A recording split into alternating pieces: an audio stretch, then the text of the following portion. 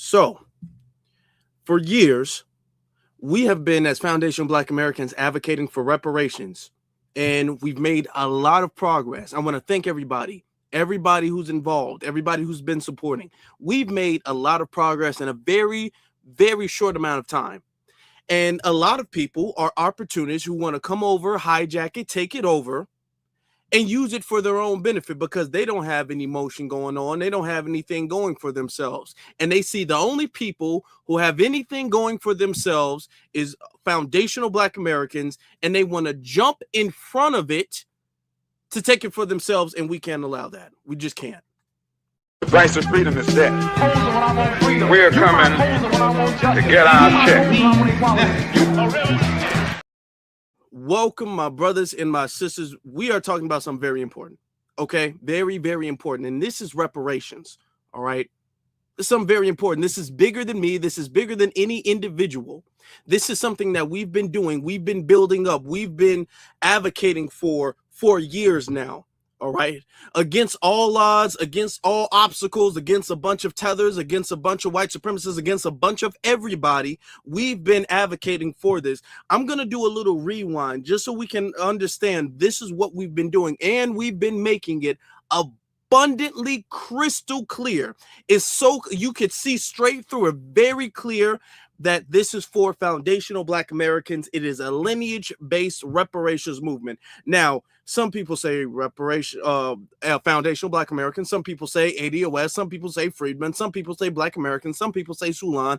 Regardless of whatever ethnonym that you decide to use, it's about lineage. That's what we all have agreed on, and that's what the movement is about. Now, of course, we know FBA is the most solid term. We all know that. I'm pretty sure there's a general consensus on that. However, we've been advocating for it. We're going to do a little rewind, family.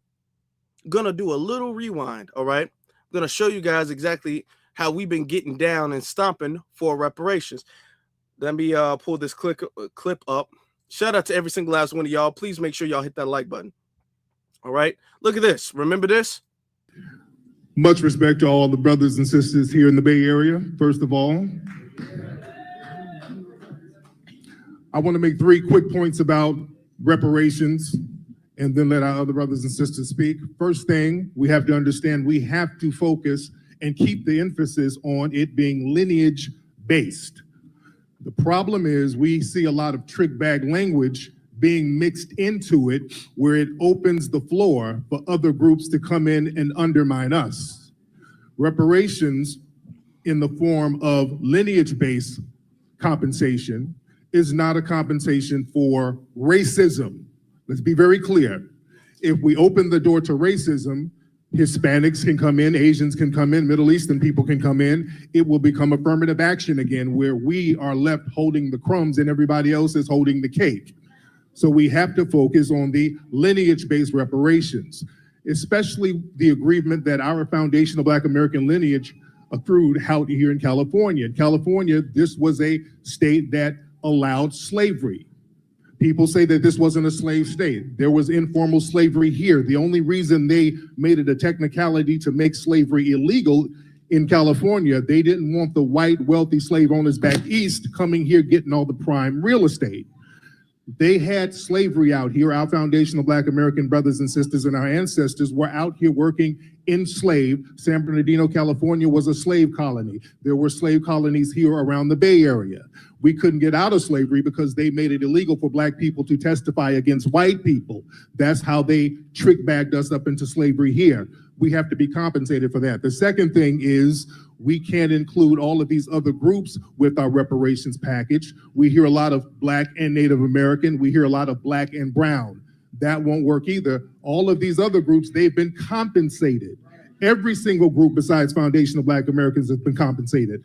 White slave owners were compensated. White immigrants in the 1800s were compensated with the Homestead Act. Okay. Thank you so much for your comments this morning. Family. And next. All right. Now, you see that? First off, let's give a round of applause. Everybody in the chat room, let's give a round of applause to our brother. Okay, let's give a round of applause. Okay, that's how you do it.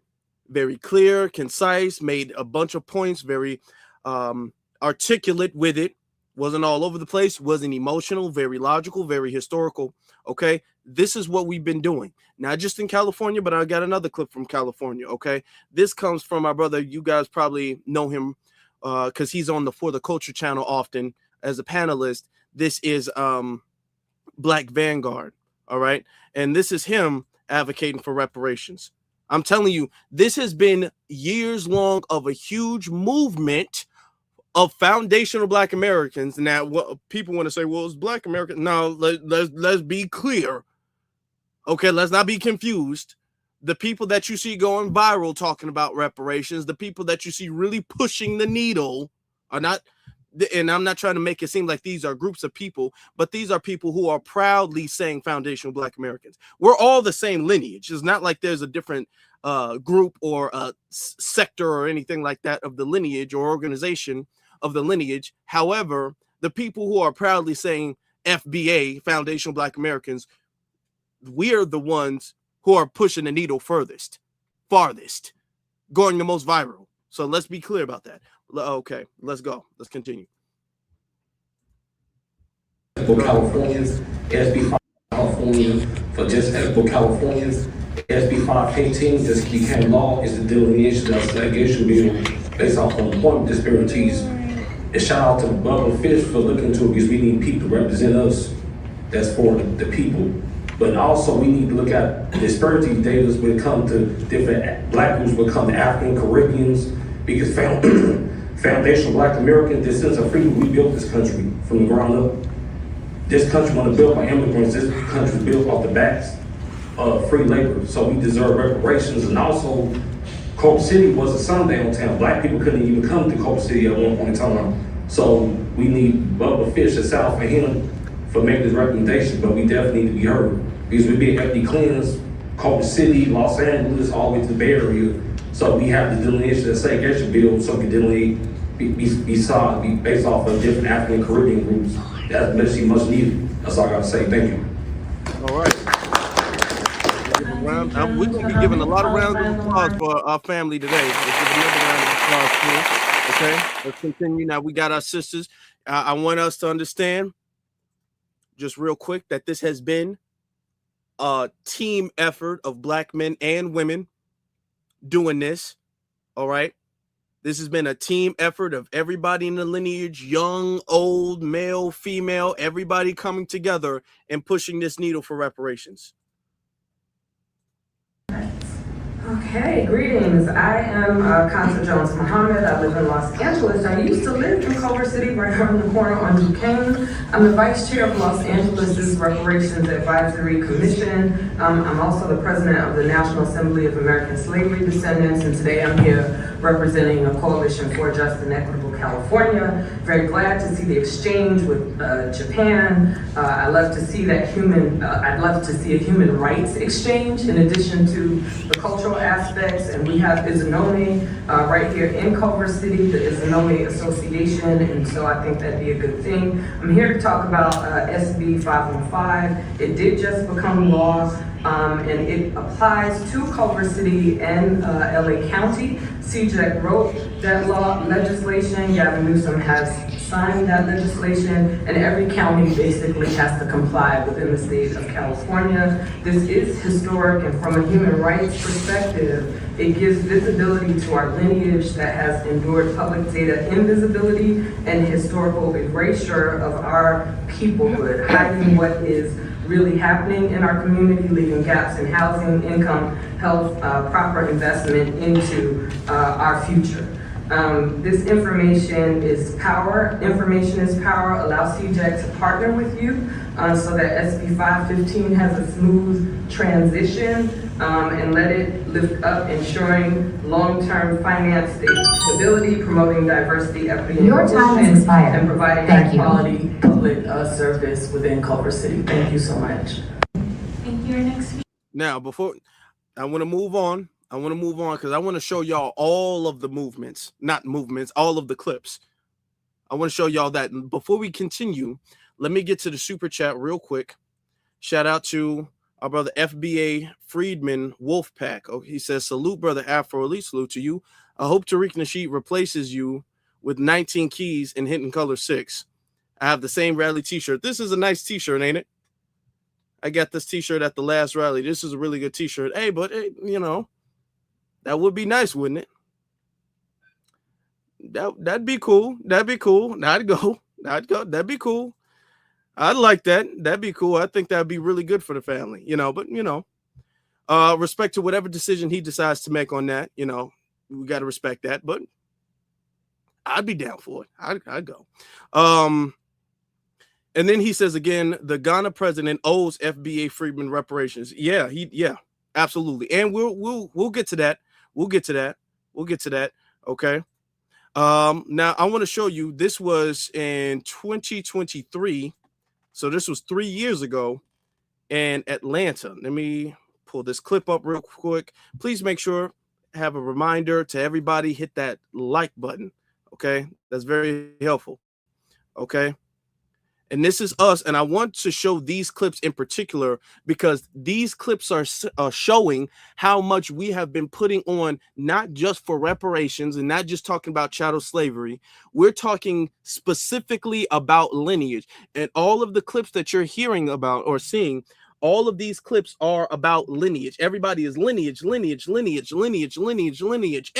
lineage. And we got to delineate an FBA. I want you to understand, from coast to coast, year after year after year, we've been making this whole reparations movement, okay, synonymous with our lineage for other people to come in here and then try to mess it all up. But let me show you guys the clip.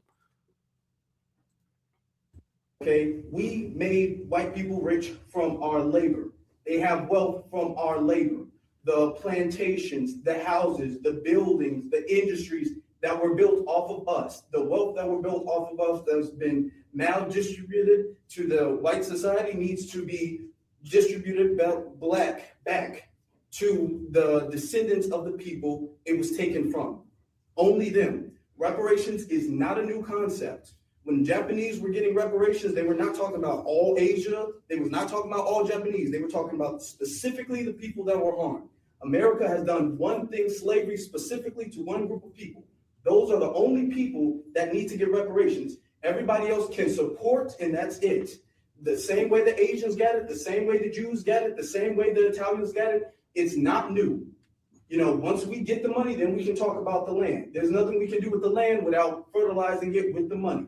Once we get that. The problem is the fact that we're trying to talk about what we're going to do when we get it, and we have to come up with some consensus about what we're going to do. We need to talk about getting it, and whatever individuals want to do, that's fine. But what we need to get is money. That's first and foremost, nothing else before that. And then we can talk about land and programs and stuff. Okay. Because yeah, and you can see Black Alpha was there too. Me and him was in Atlanta. Shutting it down. I'm telling you. We was in there shutting it down. They wanted to kick us out. I'm gonna be honest with you. They wanted to kick us out. We was clearing the room. Let me show you guys another clip. And now we've been doing this, and we've been receiving a lot of pushback for it. This ain't been no easy walk in the park. We've received a lot of pushback, especially not just because we're advocating for our lineage, but because we're advocating for the cash payments. Now, of course, if you want land and other things like that, I support that. I do support land reparations. Okay. I'm just saying that the cash needs to come first. That's all I'm saying. I support land. I think we need land. Of course, if you get reparations, a lot of people should start owning land. I think we do need land ownership, property ownership. All right. But I'm saying, let's not put the cart before the horse. Okay. Let's not do that. The horse is the cash payment. Everything else after that, okay, we can talk about that. We can get that. Let's be abundantly clear with that. All right. Let me show you guys. I mean, they've been pushing back. They tried to, at least. They tried to push back. A system of economic leverage to oppress a group of people. They don't like a lot of people, but they can't oppress a lot of people the way they can. Us because we're poor people. Can you turn that That's light off thing. real quick? Turn it, flick it again. Okay. Somebody just got paid. How is cash payments going to put that kind of money in your pocket? See, some white companies get paid. That money's to the government. I'm just trying to give you a bigger picture of cash payment alone not going to do it. Every time you turn on your heat in Chicago, you know you need heat. Some big white corporations getting paid. Every time you turn on the light, every time you buy a car, every time you put up gas. How is cash payments going to solve those for us? I didn't say it was. That's the thing. I'm not saying cash. We need reparations, as the definition says, to repair us and wipe out any injustices as if it had never occurred. And this is what the thing is that when it comes to talking about reparations, Black people get together and talk about every single problem that we've ever faced and everything that we're going through. When other groups of people have gotten their reparations, they talk about what has happened to them and how they need to be repaired. They don't talk about all the problems in the world. What has happened to us has not happened to us overnight and won't be fixed overnight. The money is going to be the foundation of us getting everything else. That's going to be the step 4, 5, and 6. But we're on step 4, 5, and 6, and we have not gotten one established. 1 and 2. Who gets reparations? That's 1. And who gives it to us? That's 2. Then we move on to all these other things. Boy, he blew me with that one, man. Y'all could see my frustration. Y'all, did y'all see that? Y'all, First off, and people, let me show you guys. People always tell me, why do you be making those faces, Afro? Why do you do that? Look, y'all, let me tell y'all something. I don't even be knowing I be doing it half the time. I can't help it. It's gonna solve those for us. I didn't say it was. Hold on. That's the thing. I'm not. Hold on. First off, I'm in the middle of going off. Then he shuts the lights off. That threw me off. Let me just. I'm going off. I'm just gonna mute it. They can't oppress a lot of people the way they can. So I'm going off. They want us to stand. He shuts the light off, cut me off. I don't know what's going on. I'm just kind of like, all right. Then he be all like, how are you gonna pay the light bill with cash or something like that? And he trying to get me to see the bigger picture, and I'm okay. You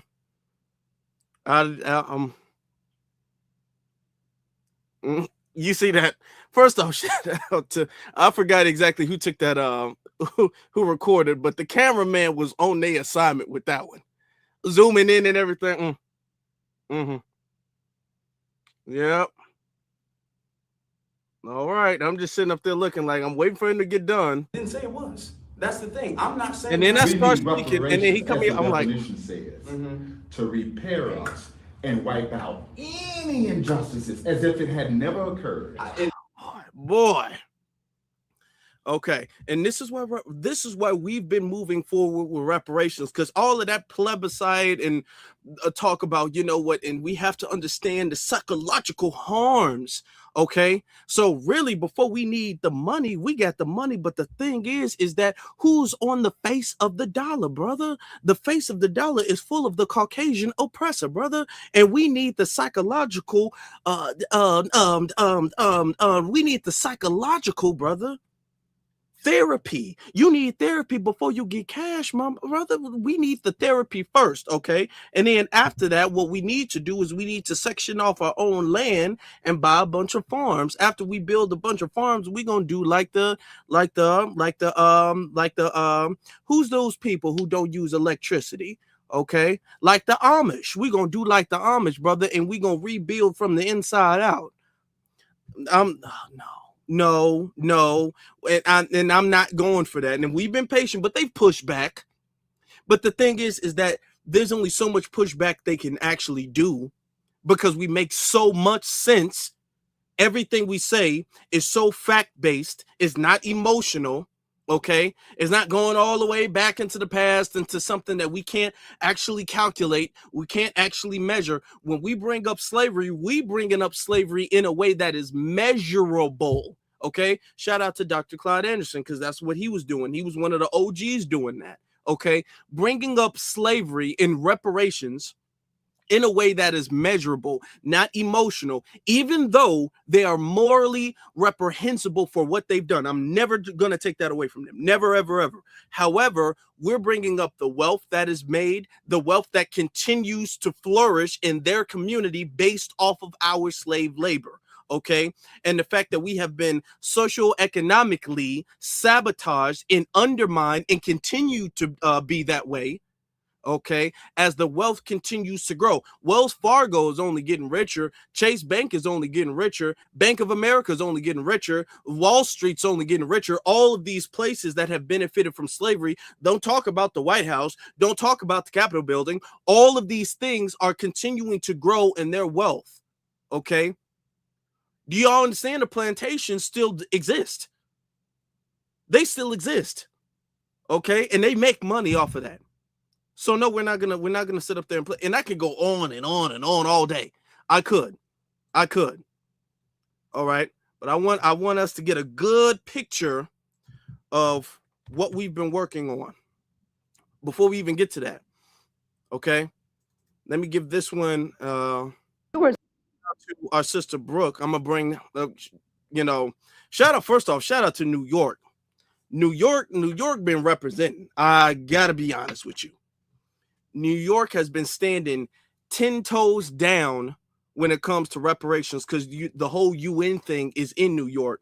So they've been out there stomping heavy. So let me give a round of applause ahead of time for New York. They've been doing it. Set up to fail. Other commissions had executive directors, staff, research, and legal teams, and this one, you weren't even allowed to speak to each other before being sworn in. Does that include relatives, or is that a conflict? Anyway, if you know the law, you know that this bill and this commission is a time-wasting, heel-spinning joke. More democratic symbolism over substance. Why pass a blatantly illegal, unconstitutional bill, then use taxpayer funds for a commission?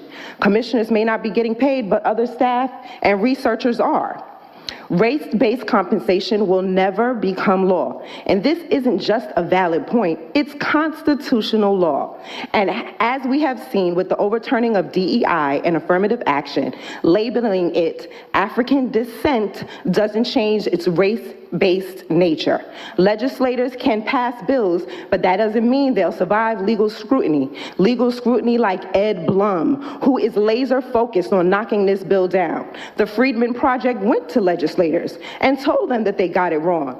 They told them they wanted it amended. They told them to repeal the existing bill currently signed into law. The Freedmen came in hand with a constitutional bill with the recipients based on our legal status as freedmen. They went around to different legislators and the Assembly and State Senate. They talked to them, they sat with them, they sent letters and phone calls, but due to what I can only assume is the inability of legislators to see themselves benefiting from this legal bill, we faced what we always face in this country, except this time it's from skin folk, proving in action that they aren't the kinfolk of the FBA freedmen. How telling is it that we're getting the same treatment as we have with other legislators who don't share our skin? How does this free us? I guess the legislators would be unqualified to tell us, or they are purposely sabotaging our reparations because they do not have a bill that's worth a hill of beans. So, all right. There may be only 44 million of us, but we are 44 million who are used to fighting. And I don't mean to sound pejorative, but we are 44 million who don't run from a fight. Foundational Black American impact and influence, our presence over power is so effective in fighting that people immigrate here from all over the world to benefit from the fruits of and the gains of the civil rights that we fought and died for. Since this bill is already deader than a doornail, I come to speak before my neighbors. I come to serve you notice that when this bill dies, we, the FBA freedmen, will remain standing and fighting as we have for centuries on this land drenched in our blood. And in closing, include in your report that this bill is unconstitutional and illegal and isn't worth the paper it's written on, and you know it. Have a good day. Thank you, Brooke. We appreciate you. To the commission, you were all right. And that's, hold on. While she's doing that, and this was like last year, I don't know the exact date, but I'm gonna show a recent one. Why she's doing that is because the New York Reparations, quote unquote, task force, okay, what they're doing is they're incorporating their reparations proposal, or they're drafting it with ambiguous language about quote unquote African descendant people. Okay, that's what we was back in Atlanta fighting against, because we already knew the trick bag. When y'all talk about African descendant people, who is that? That doesn't specify a lineage of anybody. You're just saying anybody who can trace any type of ancestry from Africa at all, period, is owed reparations. And we know for a fact that's not the case. Even if you want to talk about just the people who were put on the ships and took to the Americas or whatever, taken to the Americas, they're not even owed the same reparations. I'm not going to sit up here and deny CARICOM or the Caribbean their reparations. It's not the same. It's not. Okay? So you got to even be more specific when you're talking about the transatlantic slave trade, which is why when you hear us talk about reparations, you mainly hear us talk about reparations in the sense of lineage based. Okay, because we're not sitting up there saying that, you know, reparations, the transatlantic slave trade, even though we do bring that up as a point, when we talk about the transatlantic slave trade, we bring that up, and we always, very important, follow that up with lineage, because you want to talk about the transatlantic slave trade, then here comes Wes Moore, then here comes Candace Owens, then here comes Brian Donalds, then here comes Yvette Clarke, then here comes Kamala Harris, then here comes all of these other people be all like, well, technically, I mean, my family's from the Caribbean too, and that technically does mean that, you know, I'm entitled to reparations as well too. So this is no, absolutely not. We've gotten them out the paint by making it lineage based. All right. Let me show you a recent clip. Okay, this happened a couple days ago. I'm telling you, she's been on fire. She really has. She been putting belt to ass when it comes to these reparations now. When we look at the 1700s and the 1800s census records, it becomes clear who was actually here during the era of American slavery. Reparations are not about creating communal abundance. They are about rectifying and repairing the specific harms of slavery and the systems that allowed it. There is only one group whose ancestors were present for everything Debbie and Paige lectures about: the full arc of American chattel slavery. The need to buy and mortgage family members is a peculiar practice that only happened here. So is the racial terror that followed, and the legal exclusion that lasted for generations. This was unique to this soil, and it happened to a specific lineage. It is not everyone's history, and that is why it is not everyone's to claim it. During the draft riots, whose ancestors were here? Who endured the racial climate of that era?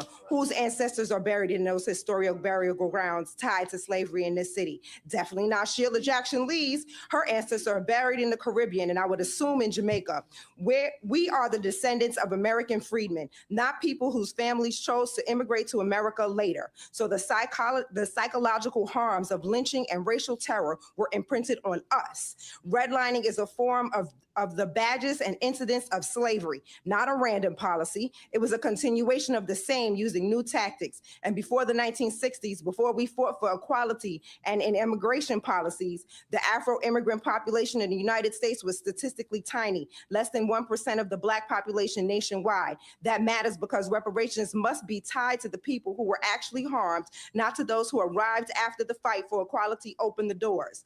I'm glad General Counsel Attorney Sneed Williams is here. She was present when her husband, Jamani Williams, asked to be included in the claims his ancestors were not present for. That request showed a misunderstanding of constitutional law, and she was also present when Camilla Moore Esquire laid out a constitutional framework in detail. I hope she uses her legal expertise to explain to her husband constitutional law. Dr. Malveaux mentioned the billions of dollars. Meanwhile, this city spent $10 billion on illegal. No commission, no studies, no lineage requirement. But when it comes to the people whose ancestors built this country, suddenly everyone wants to claim make our claim unconstitutional. Please. All right. And you guys can see she has an email thing.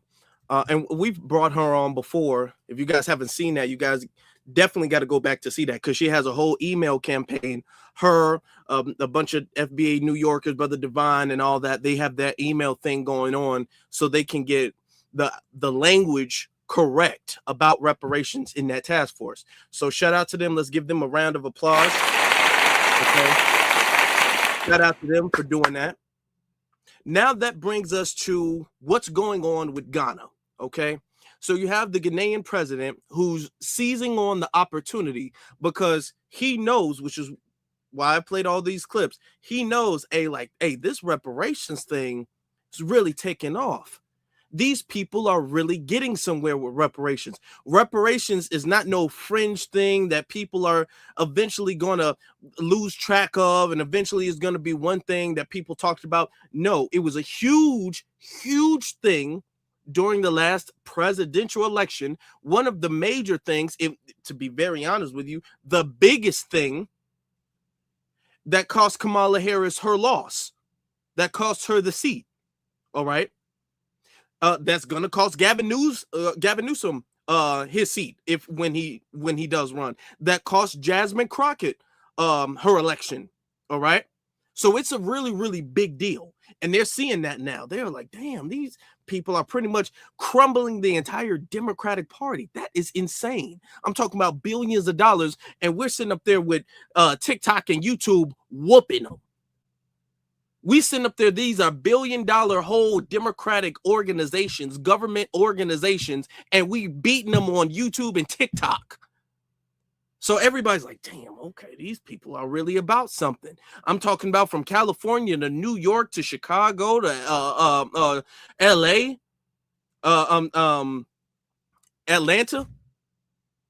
They are like, oh man, these people really got some stuff going on. Okay, cool. So now they're trying to get in front of it, and they're trying to use this. Well, you know what?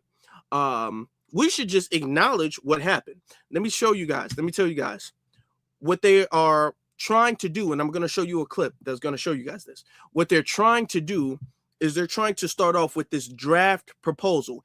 Part 1 of the draft proposal is saying, well, can we all just acknowledge that slavery, the transatlantic slave trade, is the worst atrocity to ever happen in human history? Okay. Now, here's the thing. That's true. That's what we've been saying for the longest. We've been saying that for the longest time, that the transatlantic slave trade, okay, that chattel slavery is the worst thing that's ever happened in recorded human history to a group of people. We've already said that. So that's not new, right? So they're going to say that, but they can just add a little bit of something, just add a little bit. They're going to say that, and they're going to be like, yeah, and you know, it's so bad that this has happened to Africans and African descended people. Can we all acknowledge the harm that has fallen upon Africans and African descended people? Okay. So in a way, they're using our momentum by getting the acknowledgement and the recognition that chattel slavery was the worst atrocity, but they're adding a little hook into it that hooks them and gets them to tether on to it, even though we don't want to talk about Ghana, even though if there should be a national apology or whatever the case is, Ghana hasn't apologized. Has Ghana apologized for their role? Before I play this clip, I want to ask you guys, because maybe I don't know. Maybe I'm just misinformed. Has Ghana, or any African nation really, made an effort to apologize? And I'm not talking about one person saying, hey, y'all, we was kind of wrong for that. I'm talking about made a serious, concrete effort to apologize by saying, hey, you know, that was wrong. We got some land for y'all. We got some resources. Hell, we'll cut y'all a deal. They got all those resources, cocoa beans and gold and diamonds and all of these minerals, the minerals that you need in order to work your cellular device, your laptop, your TV. Hey, look, my fault. We'll cut y'all a deal. We'll give it to y'all specifically for a discount. Okay? Now, to keep this in mind, Asian Americans, they get discounted stuff. Why do you think Asian Americans have all these beauty supply stores all over the place? Why? Why do you think they do that? Because Asian Americans get a lot of stuff on discount. Okay? They don't have to pay the price that you, as a Black American, has to pay. So we're not getting no type of deal, no type of olive branch, no type of land, no type of benefit, no type of nothing. As a matter of fact, they're not even apologizing for it because they're not even going to admit and recognize their wrongdoing. Ghana, the Ghanaian president, is going to sit up there and act like it was some offense that happened to them that they were not complicit with. Let me show you the clip. Let me share the clip. Okay. This. Here's the thing. And this was recorded, or at least this was posted. Not today, but yesterday. Here's the thing. The greatness that is within us will always outweigh the injustices that have been visited against us.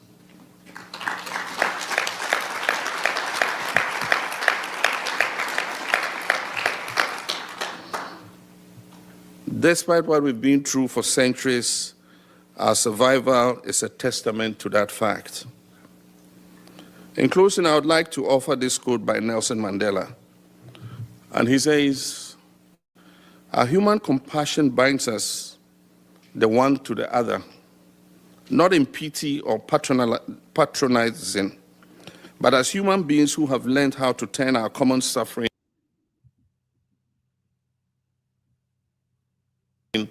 into hope for the future. Truth begins with language." Ladies and gentlemen, excellencies, tomorrow we vote on a historic resolution that will be another step in the journey of establishing truth. We stand united as Africans, whether on the continent or any part of the world. And okay, do y'all see that? I just got to pause it. Just notice that we stand united as Africans, whether on the continent or any other part of the world. Really? Okay. Now, y'all don't stand together to help each other. Let's be honest. It's not like there's no Pan-Africanism like that moving around in the continent. Y'all banning each other from your countries left and right. So we already know y'all don't get down like that for real in the continent. Y'all don't get down like that over here. But because you guys get to put the African jacket on the transatlantic slave trade, now, well, you know what? We all got to stand together, and I'm going to be the spokesman of it, you know, because we need some money, you know, so that's why I'm going to lead the reparations conversation. Link up with people of conscience around the world to seek truth and justice and restore the dignity and humanity of victims of the slave trade. This is a resolution of destiny. And I hope all of you will vote tomorrow to establish truth so that together we can pass this historic resolution and finally acknowledge the full horrors of these transgressions against humanity of the approximately 15 million human beings who were enslaved. Thank you very much for your attention. All right. All right. That's enough of that. That's enough of that. Now, the thing that's messing this up is the fact that all of the work we've done, now it's not been wasted because we're pushing back against it. I'm going to show you that. It's not been wasted. But the work that we've done, we've made it for the last few years a point to make this about lineage and lineage only and nothing else. We're not talking about nobody else. We're not trying to sabotage nobody else, but we ain't talking about nobody else. Okay. Everybody else got their own thing going on. The best of luck to you. But as far as our reparations are concerned, that's it. We are not sitting up there trying to play these games with it. We are not. All right. So, it was voted. Now, the thing is that the resolution, because this is like the resolution draft. Resolution draft, it's only really to acknowledge that the transatlantic slave trade is the worst atrocity to happen. That's part one of the biggest plan, because once you acknowledge the problem, then you have to say, okay, well, now what are we going to do to rectify this problem? And if you can acknowledge the problem and you can tether a little bit of African language into that, if you can slide the word African into the fine print of that and they sign that off, now, okay, well, what is the solution now? Okay, well, the solution is for the UN to give us some reparations, some resources, some this, some this, some this, and this. So you all are getting unearned reparations. And all things considered, y'all need to be paying reparations. All things considered. All things considered, there's a lot of African nations that have benefited from slavery, that were complicit with slavery. They're trying to make it seem, and this is one of the things that we've been having to tell the truth on too. They're trying to make it seem as if Europeans just bum rushed the whole continent of Africa and were just grabbing people, kicking and screaming and throwing them on slave ships and shipping them overseas. And we know that's not happening. That's not what happened. I'm going to be very honest, and we've said this before. Now, of course, we can't put nothing past the Europeans. Can't. But I'm going to be very honest with you. If they put 20 people on the ship, they bought 18. They might have grabbed a couple of people illegally here or there. They might have just grabbed a couple of people, but the Europeans bought 18 of them. Let's not make it seem like, well, you know, there was a small little thing. No, they were sitting up there buying, and they were benefiting off of that, because during that time, they did not see each other as a race of people. They was like, this is my tribe, that's your tribe, this is your tribe, this is your tribe. If I sell you, that's not me betraying you. That's not a treacherous on me. You're not even a part of my tribe. Yeah, I can say, I don't care. I can sell you. You're not a part of my tribe. You're not me. That's how they looked at it, and that's still how they look at it. That's still how they are. And we can tell that today. There's slavery in Africa today. Today, in 2026. That's still how they operate. Let's not be confused by that.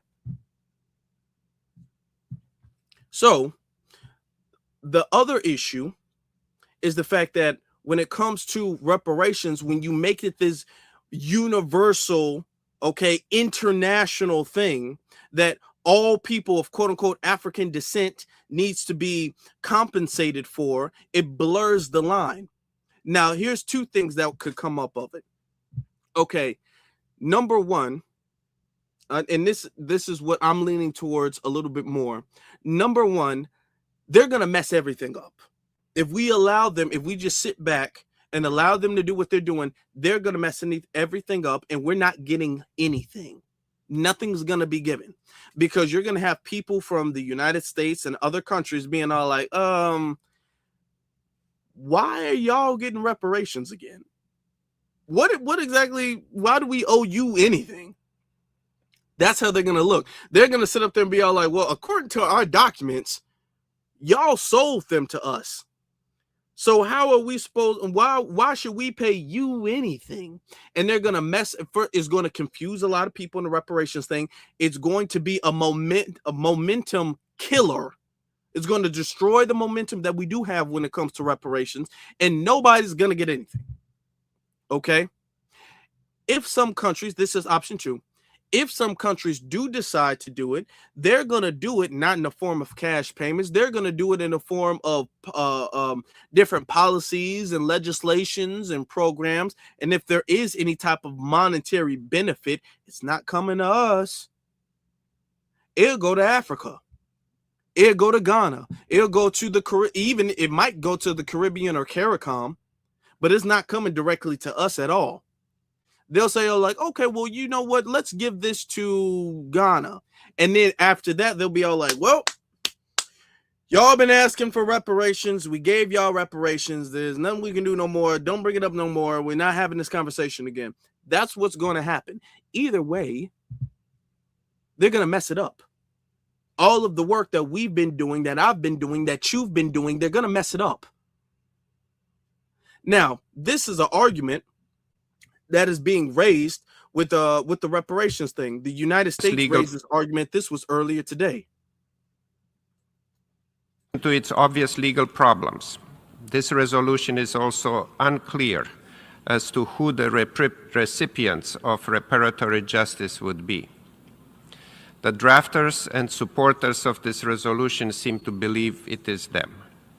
The United States strongly objects to the cynical usage of historical wrongs as a leverage point in an attempt to reallocate modern resources to people and nations who are distantly related to the historical victims. In addition to it, Okay. Y'all see that? Y'all see that? Okay.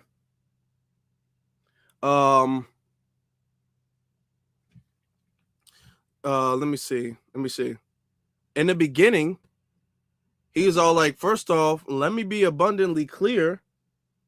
Let me be 100% abundantly clear. What is this? What is this even about? We don't even know what this, who is getting paid for this reparation stuff. That's the first thing he says. And this is what's going to happen if we allow this. To its obvious legal problems. This resolution is also unclear as to who the recipients of reparatory justice would be. The drafters and supporters of this resolution seem to believe it is them. The United States strongly objects to... The drafters and supporters believe it's y'all. They're going to make the argument, well, y'all drafting this reparations thing and you're not even drafting it. And here's what you should know, okay? Despite the language that they're using, okay, and the advocacy that they're using, they're not doing this for our benefit. They're doing this for their own benefit, okay? Let's be abundantly clear with that. They're doing this for their own benefit because they would exclude themselves from any type of benefit of reparations, and for chattel slavery, at least. I mean, if you want to make an argument of reparations for something else, then you can make that argument. But for chattel slavery, you should exclude yourself from that. But they're not doing that. They're including themselves in somebody else's program, which is going to mess it up. And now people are going to make the argument that they already don't want to pay reparations. You're just giving them ammo to say, hey, y'all don't know what y'all doing with this reparations thing. Y'all been advocating for it. And now everybody wants some reparations. Everybody want reparations. We don't know who to give it to. We don't know what we're doing. Let's just end this conversation now. This conversation is just too old. We don't need to even be talking about this no more. Okay, that's what's going to happen. This is why I said in the beginning, it seems as if they keep doing what they're doing, they're not that bright. If they keep doing what they're doing, first off, is morally wrong. Second of all, they're not even going to get anything out of this for real. They're really not going to get nothing out of this. And I said this before when I was in Atlanta, if you really are in support of reparations, what you should have been doing is standing behind. If you're not foundational Black American, you should be standing behind foundational Black Americans in our push for reparations. Point blank, period. Anything else is out of line, is out of order. Okay, any and everything else. You are not to be a spokesman.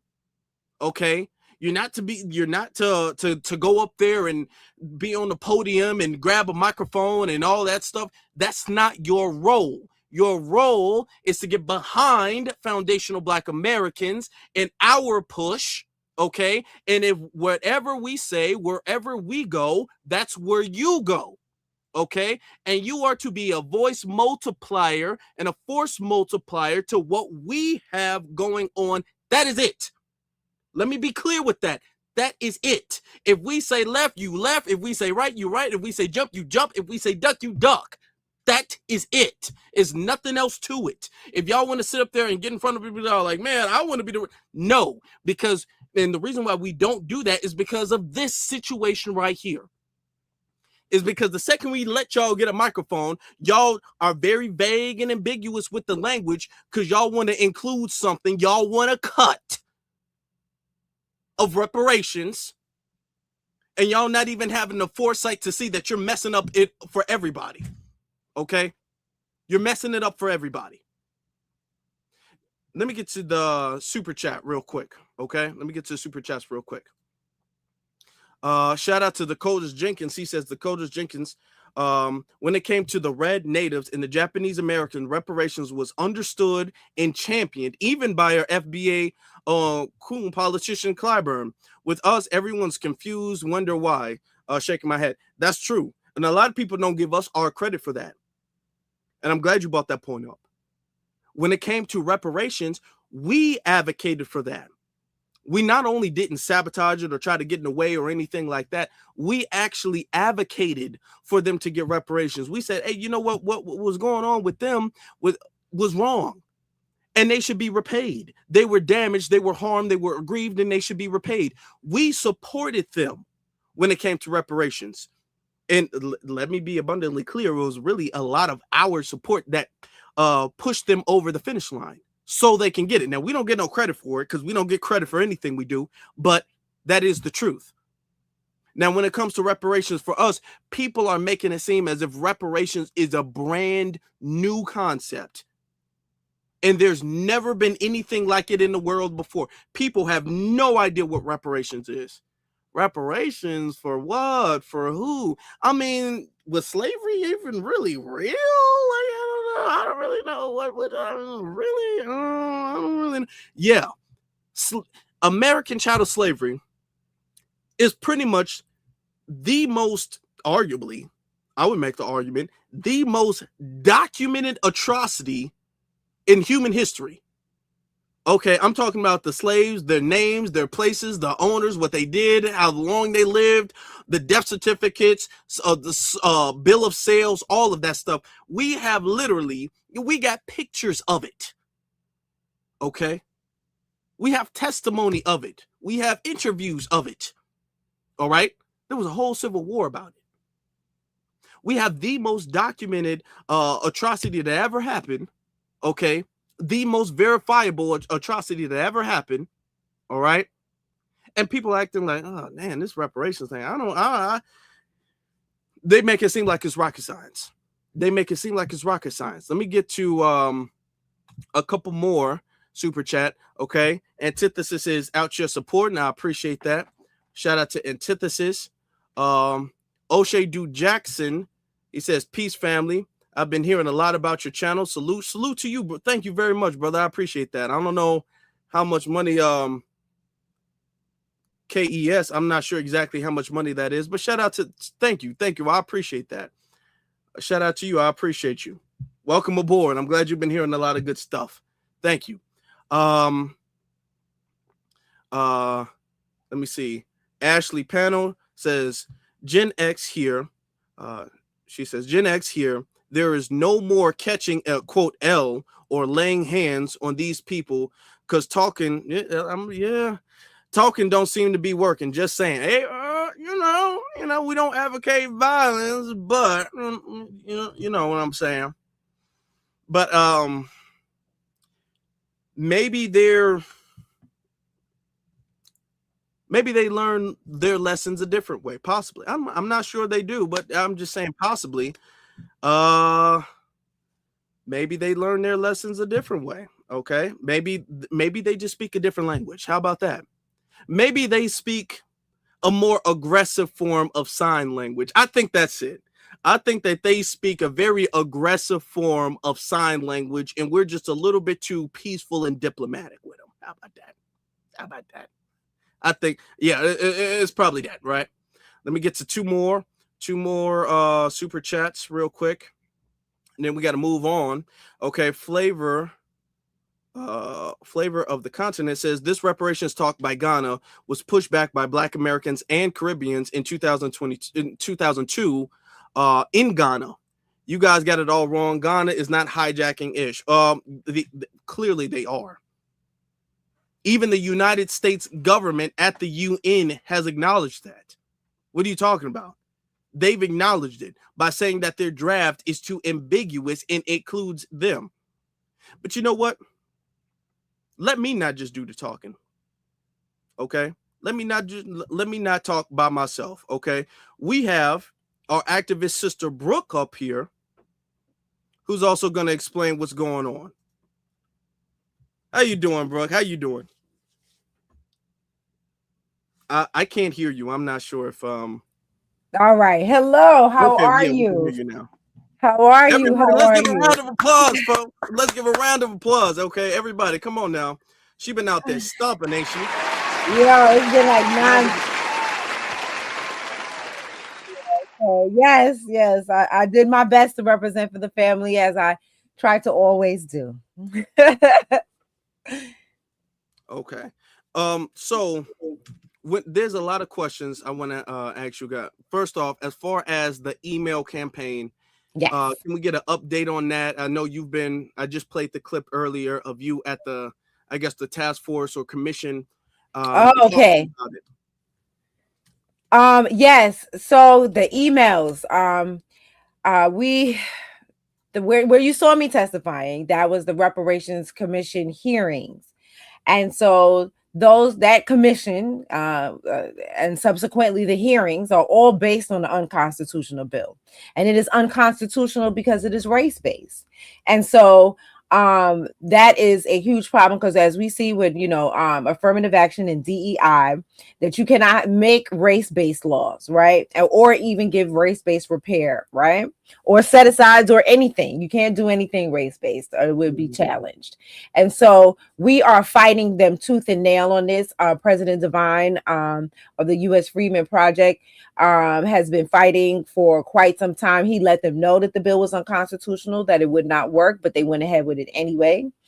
And so we're playing offense and defense with this bill all at the same time. So when you see me, giving testimony at the hearing, that's me playing defense. And then we're playing offense by President Devine and our champion assembly member, Nikki Lucas. They have written a constitutionally sound bill for reparations, right? So that's us playing offense. And so how we're going to continue, how you can help us play offense, as you can send emails to our legislators regarding this bill, right? You do that by going to bit.ly/BREUCK call to action, right? So when you go to that link, I'll give it to you one more time. It's bit.ly/BREUCK call to action. So when you go to that link, thank you so much, Sage. Appreciate you, hun. And so I when got you go I got a pin at the chat room I too. see. That's what I'm like. I see. Sage. Thank you so much, hon. So when you go to that link, right, it'll give you 5 separate emails to send. You don't have to worry about what to say, how to say it. We already got that taken care of for you. All you have to do is click. It takes about 15 seconds per email, but there are 5. So please fill out all 5. So the first email on that list is going to be about that unconstitutional reparations bill. Also, you can see the links to the bills. Say you're studious and nerdy like me. You can click the bills and read them for yourself. We are, unlike other freedmen organizations, we are 100% transparent. And so you can see, read the bills for yourself and see the work that President Devine and Assembly Member Nikki Lucas have written. You can see the unconstitutional bill and see exactly what we mean by it being unconstitutional, right? So you can take a look at both of those bills and the progression of the bills, as a matter of fact. Oh, that's right. Good. Okay. Right, because it's take you to the .gov website, so you can see everything. So, and who signed on to the bill, you can see that too. So yeah, so that's going to be the first email. The first email is asking the people who signed on to that bill not to drop that bill and sign on to our constitutionally sound bill, right? So the next 3 emails are going to be about delineation and disaggregation, right? So email number 2 is going to be to the Black Legislative Task Force, and they should sign on to do this because they Black Legislative Task Force, right? And we are the oldest. Right, sure. Can you specify the difference between delineation and disaggregation? Because a lot of people may not know about that. So what is the difference? You know what? How about we wait till President Devine? He has a wonderful, not that I couldn't explain it, but he just does it so succinctly. Like, he is the master of that. I would like to wait for him and let him explain the because he does it so well, right? Okay. And that is definitely one of his strong suits, is explaining that in detail, and in a way that I feel like everybody will understand.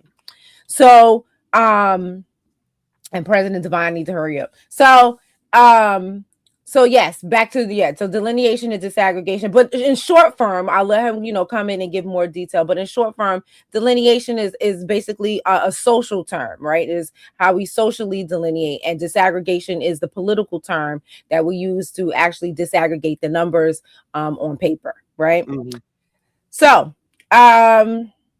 yes, so the Black Legislative Task Force is going to be email number 2, right? And like I said, they should do this because they work for us. We don't work for them. We tell them what to do because they work for us, right? So you're going to send an email to them so that they can sign on to the disaggregation delineation bill. Now, I use both words interchangeable because I know more people are familiar with the term delineation than they are with disaggregation. But because this is the political realm, this would be disaggregation, right? So, but I use the terms collectively to, that's what people are accustomed to hearing. So now the third email is going to go to the legislators that have already signed on to do this. Oh, there goes my light. It just died. So they have already signed on to do this for the MENA and the AAPI.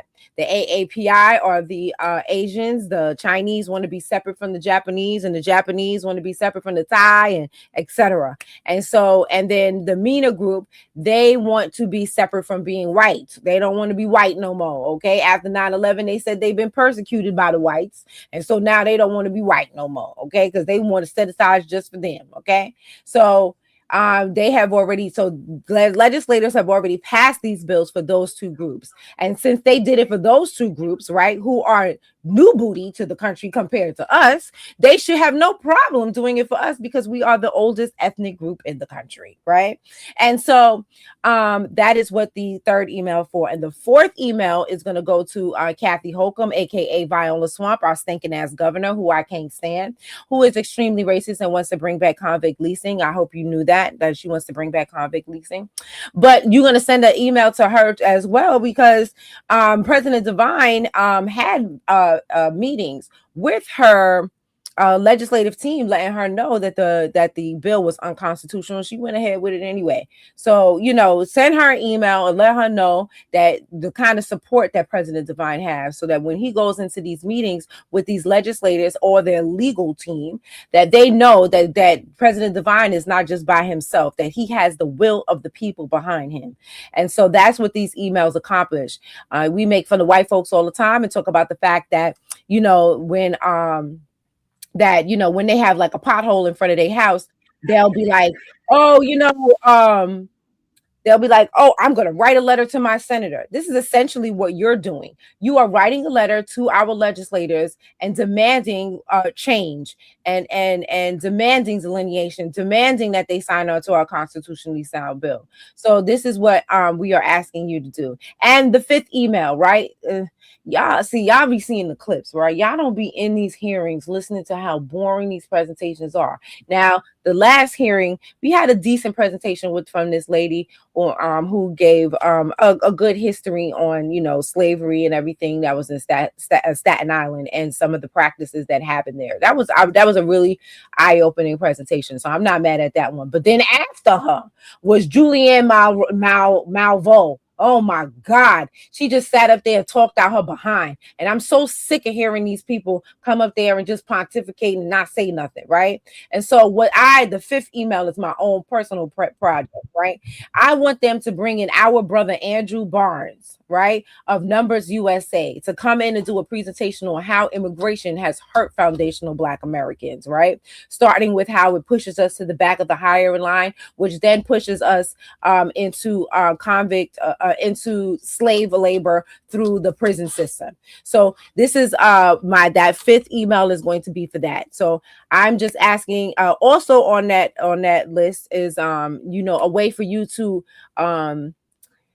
remove yourself from the Democratic Party. I know a lot of us have, decided that we're going to sit on the couch and not vote. And I'm not here to tell you what to do or what not to do. But I will say, if you ain't voting, right, that means you are disillusioned. You don't care about the Democrats no more, right? You done with voting blue no matter who, right? Well, then make sure you unsubscribe from the Democratic Party. If we can get legally, if the Democratic Party's numbers get low enough, they can just be non-existent anymore. They can no longer be a party. And so that's what we're trying to accomplish. So, we got the the vote.gov website there for you to unsubscribe and become an independent party voter. All right. Okay. And that's the emails. Well, thank you. And President Divine is here, so now he could go deep into the difference between delineation and disaggregation. I just gave a little tidbit. Oh, cool. Okay, great. What's going on, Afro? How you doing, brother? I'm good, brother. I'm good. Yeah. How you doing? I know you and our sister Brooke, y'all been busy, man. Y'all been really representing New York. Y'all been really representing the lineage, and I just have to thank you for all of the work. I know it takes a lot of time. It takes a lot of effort. It's stressful. It's exhausting, especially having to repeat yourself. So I definitely have to salute you. I mean, tip my hat to you. Salute all of the way. All right, man. I appreciate that because and the reason why you can do that is because you are on the ground where you at, so you understand what it takes. And I just want to thank you guys for we was on with Brother Black Alpha last night, on with you here tonight. You guys have really taken up the mantle of that new Black media and really have been, helping us storm the castle. We're helping us keep the narrative alive online so that when we go offline, we have the people, the family as the wind beneath our wings, so to speak. And so, because you're absolutely right, it gets repetitive. The most important part is it's unpaid. Like, this is all volunteer work, right? This is just for the love of the game. This is for the love of the ancestors, for the love of social justice and for remedial justice and for our reparations claim. So, that's why we do it. And it just brings me joy when I get a chance to then reconnect with the family that's on the same accord, that's on code. Because when you're out there, as you know, you're dealing with a whole bunch of people that are off code. And some people that don't even know that it's supposed to be a code, right? When it's people of the lineage that are acting like how they used to act. And so it's just an honor to be amongst others that are doing the work as well as continue to push the narrative forward. And I heard while I was coming on, you asked this Sister Brooke to describe the difference or explain the difference between delineation and disaggregation. And the way I explain to the family is this: foundational Black American delineates and Freedman disaggregates. And the reason why that is because delineation is just telling the difference between two things that look alike or similar that could be categorized as the same. And so socially, that's us. We are foundational Black Americans. We understand that very, very well. The reason why our foundational has to be on top of Black American is because those that look like us, that have immigrated from other countries in the Caribbean, the continent of Africa, from South America, from wherever, if they have melanin, they are able to then come in and say, based on the racial caste system here, hey, I am Black, I'm in America, now I'm a Black American.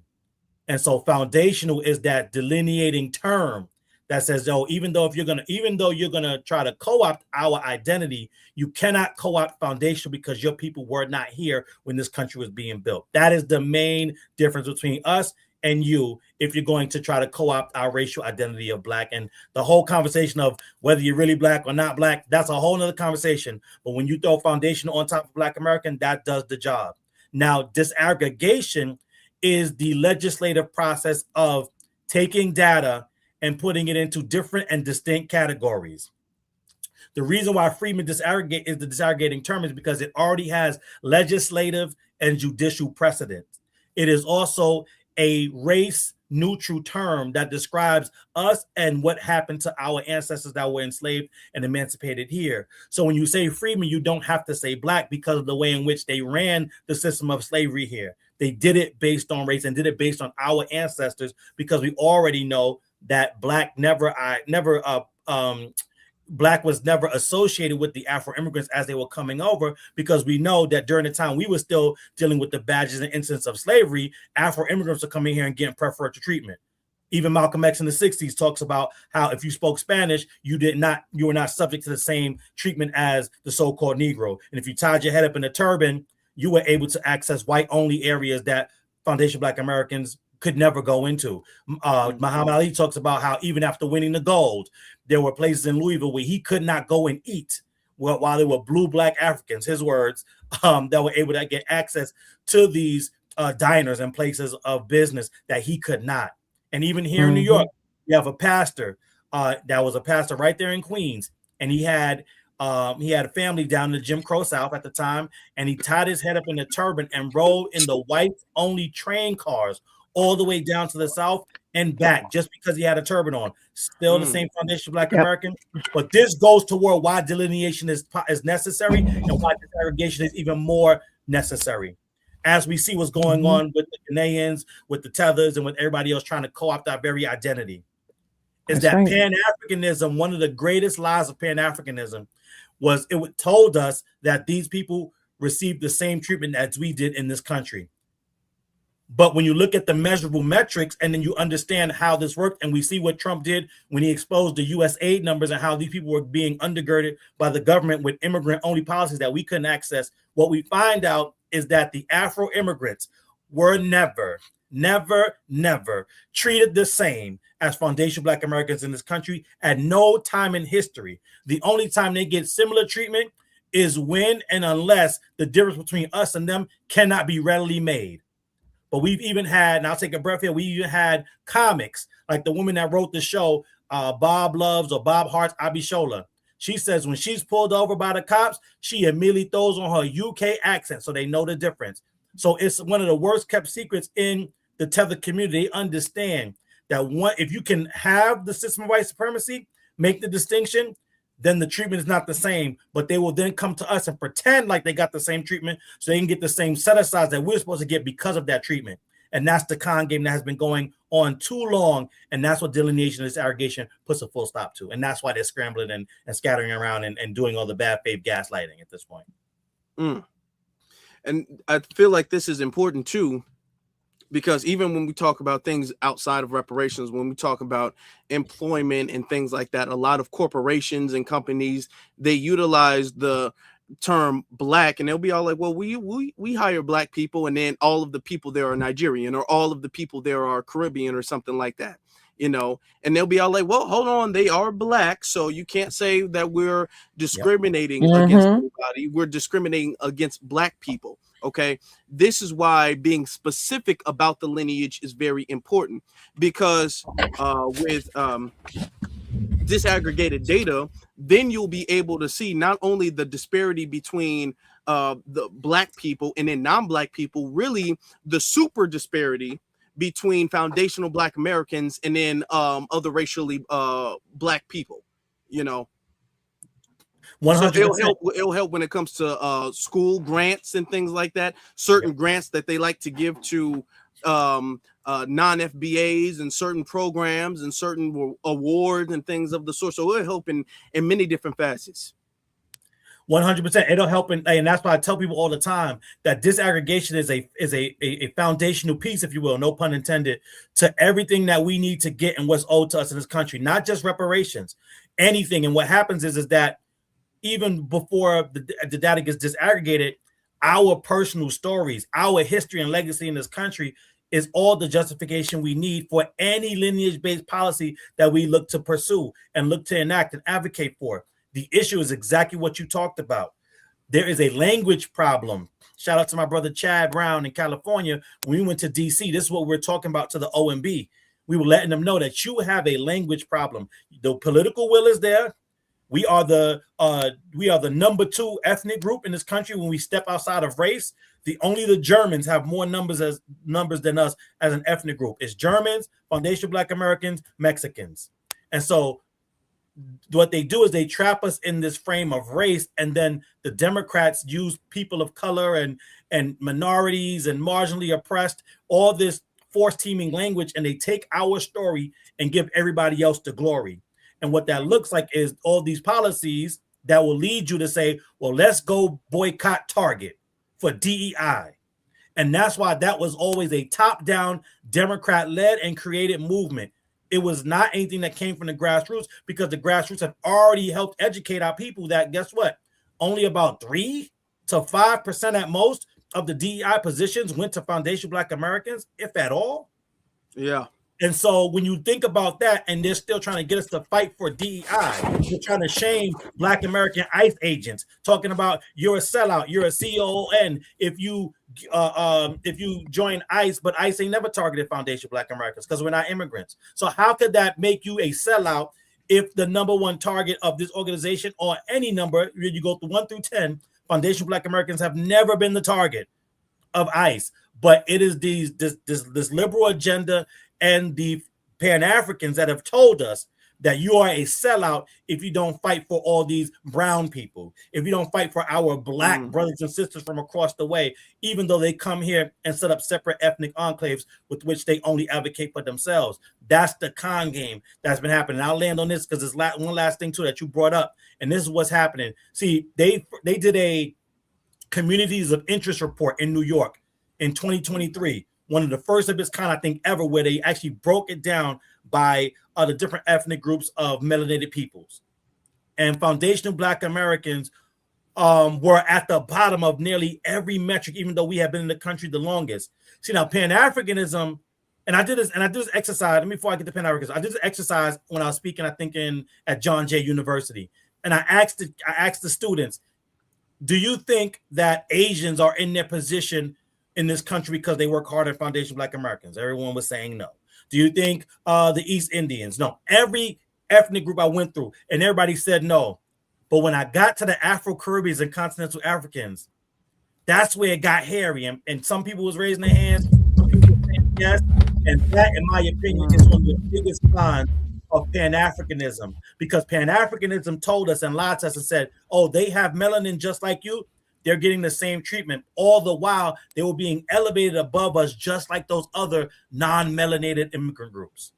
And so, whereas we can see the numbers now, Pan-Africanism still has a hold on some of our people where they will say, oh, those numbers are because they work harder. Those numbers are because y'all are lazy. Those numbers are because you don't take advantage of opportunities. When we found out through USAID that they were being supported by governmental programs, we found out that their household income numbers are inflated because there's just 20,000 people living on one cot eating bushmeat together. That's what we found. But Pan-Africanism told us is because of work ethic. They've never done anything in this country that foundational Black Americans didn't do 20 times over before they even set foot here. So how can they be first here, first that, or remarkable when you're just following in the footsteps of those that fought to get you here in the beginning? Yeah, that's real talk. That's 100% true.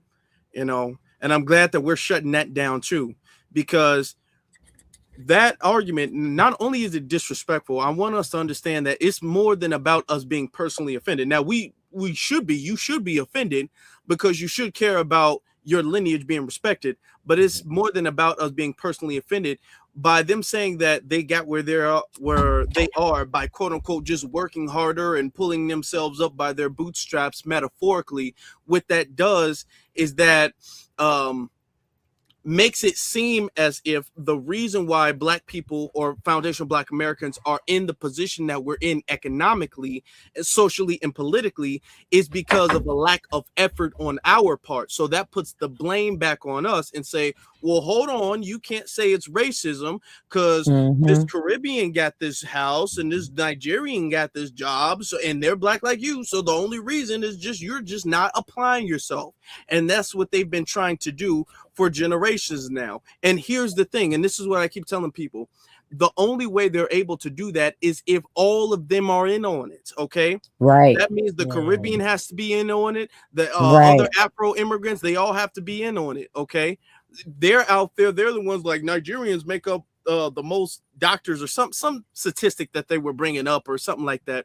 They're out there regurgitating and echoing those sentiments, all right? So they're all in on it.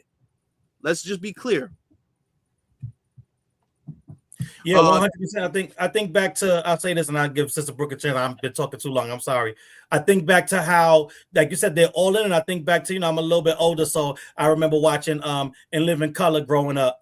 And In Living Color had the skit Hey Man, right? With the Williams with his Jamaican family, and they all had 13 jobs. We got 20 jobs. The butcher, the baker, the cancer, like they had all these running jokes, but a lot of truth was being said in jest, or a lot of propaganda was being said in jest. And so that whole skit was aimed at, oh, these Caribbeans come and have 10,000 jobs while we don't. And that has always been a part of the propaganda. Like you said, they've all been in on while they knew the truth. And I think there was a video that came out very recently when they even talk about all the degrees they have. One, a lot of those degrees are fake. We've realized That's that right. here and abroad. And then the next thing we found out is that there is a dedicated initiative and effort to making sure that they get Afro immigrant students into these institutions to replace us. I think it was someone at Harvard, a white guy. Was it at Harvard or Yale? Either way, it was a gentleman. He was talking about the programs that they have that target these foreign groups to come in and take these positions. And so this is a concerted effort. And every time there was a chance, and this is what we mean when we say immigration as a whole is a net negative to foundational Black Americans. Not because we're against anybody, but it doesn't serve us.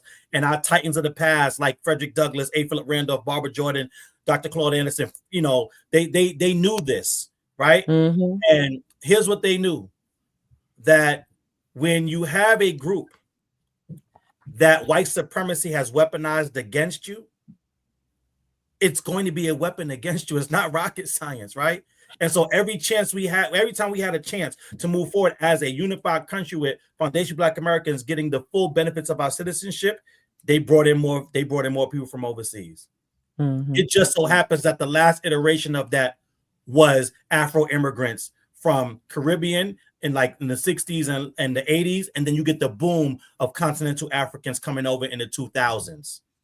Hell, Sheila Jackson Lee herself was a Jamaican immigrant that came over, and she got affirmative action. And that's what elevated her to the position that she ultimately filled, which was ironically to be in charge of HR 40.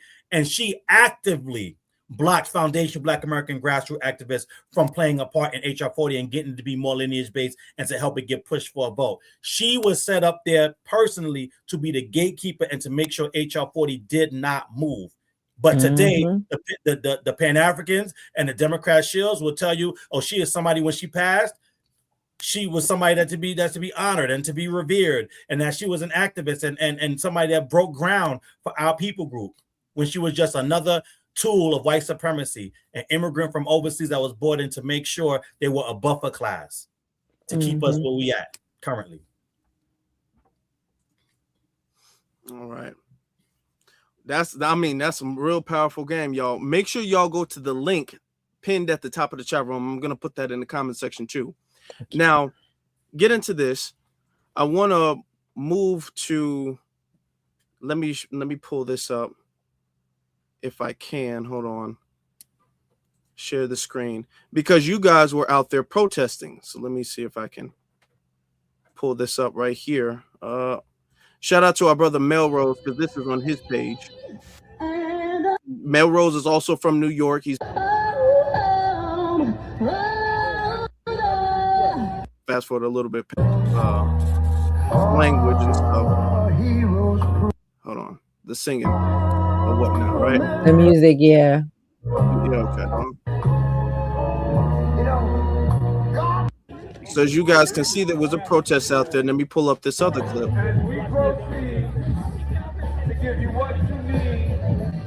This is the very beginning. Okay. There will be no voodoo on Negro American ancestors. These are not your people. We all kinfolk ain't kinfolk. If you didn't know, I'll show them. While you over there, let them know all kinfolk ain't kinfolk. We don't know them people. So there's a fake marriage certificate in Ghana immigration. I signed it, and so Ghanaians here all married to U.S. citizens. It's fake. It's in the Ghana immigration C-15. It is the third building on your right. Albert Larby is one of them. So all Ghanaians. Okay, I'm not sure why the computer's doing that. All over the world have fake marriage certificates, and Black Americans were said they were going to be denied residency.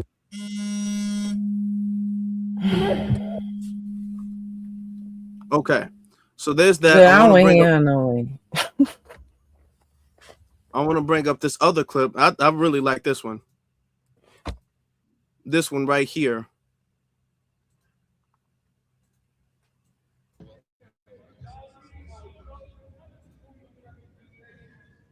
Now, this is the president of Ghana, y'all. African descent throughout the diaspora, as well as indigenous Africans on the continent, the collective rituals surrounding death are a communal experience, from its announcement to its recognition through ceremony.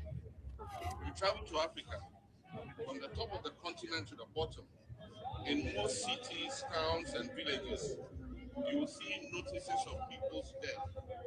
Not small obituaries in newspapers, but flyers, posters, and billboards plastered all around. Listed on them is usually a litany of names of the bereaved, not just immediate relatives, but also names of extended family members, whether local or living abroad, and tribal or community leaders. All of these people to whom the deceased. Now, okay, you can hear the protest going on in the background. You guys can hear that, right? So let me ask you, Brooke, what are they doing? What are they doing as far as the burial sites and all of that stuff? What is that about? So it seems like they were there to lay wreaths, ask for forgiveness, and ask for help or something like that from our ancestors.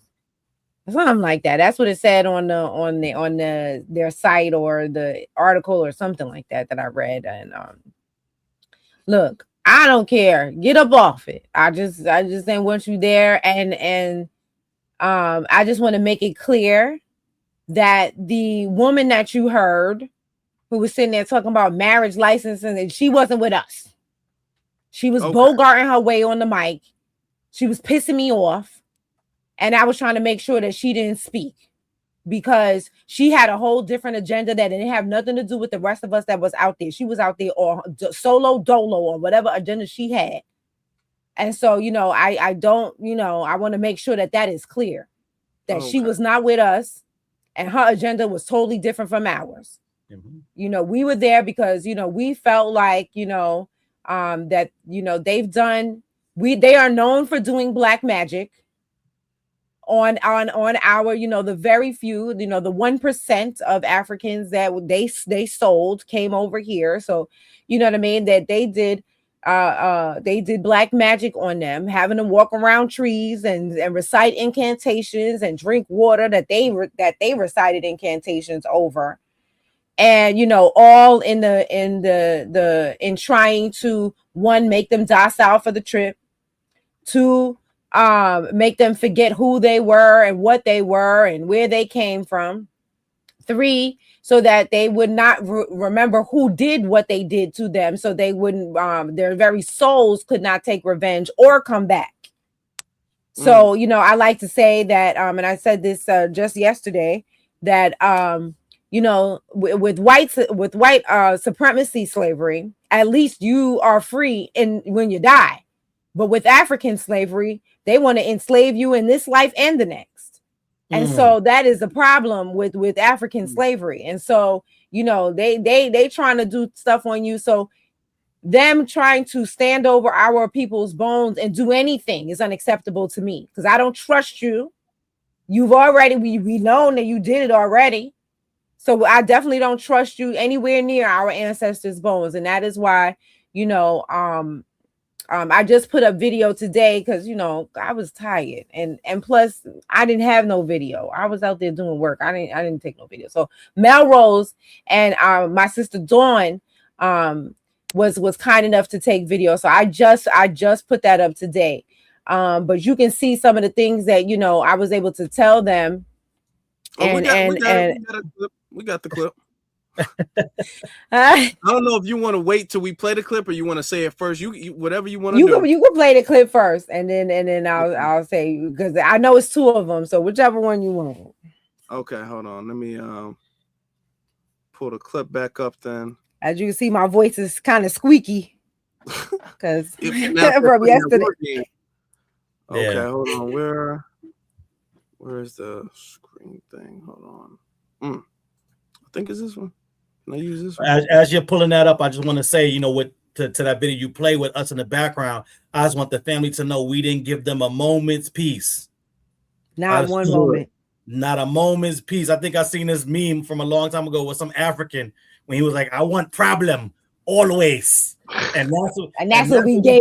That's what we gave them. It wasn't a moment's rest, a moment's peace. We are, the family is the soundtrack of that entire event. There is no way possible they could ever post any videos where you do not hear our presence in the background. There was not a moment when we were silent. There was not a moment when we wasn't letting them know what they were doing disrespectful. And there was not a moment when that they did not feel our presence out there. And that was what was the most beautiful thing about that. Even with people that had separate agendas, the rest of us got on code, and we were able to be a unified front against all that they were trying to do. That's right. So yeah, that was one of the most beautiful parts about it. And like Sister Brooke said, shout out to our brother Melrose. It was actually a full circle moment for Brother Melrose and a member of the U.S. Freedom Project, Reverend Phyllis Coachman. She went down there to the Negro burial ground. That's what we're gonna call it, because that's what it was named originally. We doing before they changed it. Right, we looking to do some things to get it changed back.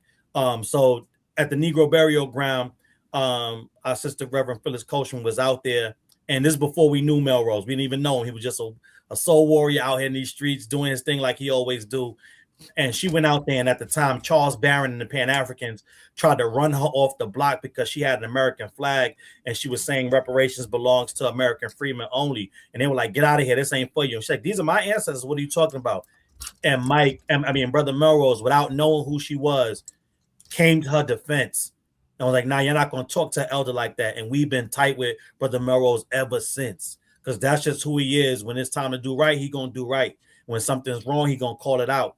And so for them to get a chance to meet back together on that same day, because Reverend Coachman came out again, with us that day on Tuesday, for them to meet up again at that same spot and still be doing movement work. And that was 2 years ago. You know what I'm saying? Maybe even 3. So it's been years that we've been in this fight. And since then, we've worked with Brother Melrose because he's a DJ, for the African American Day Parade, different events. So, it's just funny how, you'll be doing this work and you start to build this family network that's for life, and that'll be fellow soldiers with you on the front line at these different events, even when you don't call each other, because we didn't touch base. We just got out there, and if not for Brother Melrose, there would have been no audio, no audio. That's right. For us to have the sound, to be the soundtrack, because in New York, now you can assemble, and we could have done the protest with as many numbers as we wanted without needing a permit. But the minute you bring in amplified sound, you need a permit. But we didn't have a permit, and the ancestors just covered us because they, the police came over. Some other people came over, as you might see in some of the clips. I won't spoil it, but they came over, and we were still able to rock out the entire time. Nobody came and moved us. Nobody came and told us to shut the mic down. And so that was the ancestors letting them know and letting us know, yeah, you are on the right path. Keep doing what you're doing and make sure you don't give them a moment's peace. And that's what we did. That's good. That's good. I'm going to say this before we get to the clip. This is more than, this is an offense, of course, but this isn't a personal thing. This is not, I'm doing this because I just don't like Ghanaians. I don't like Africans, and screw y'all, and y'all shouldn't get down. No, this is not personal.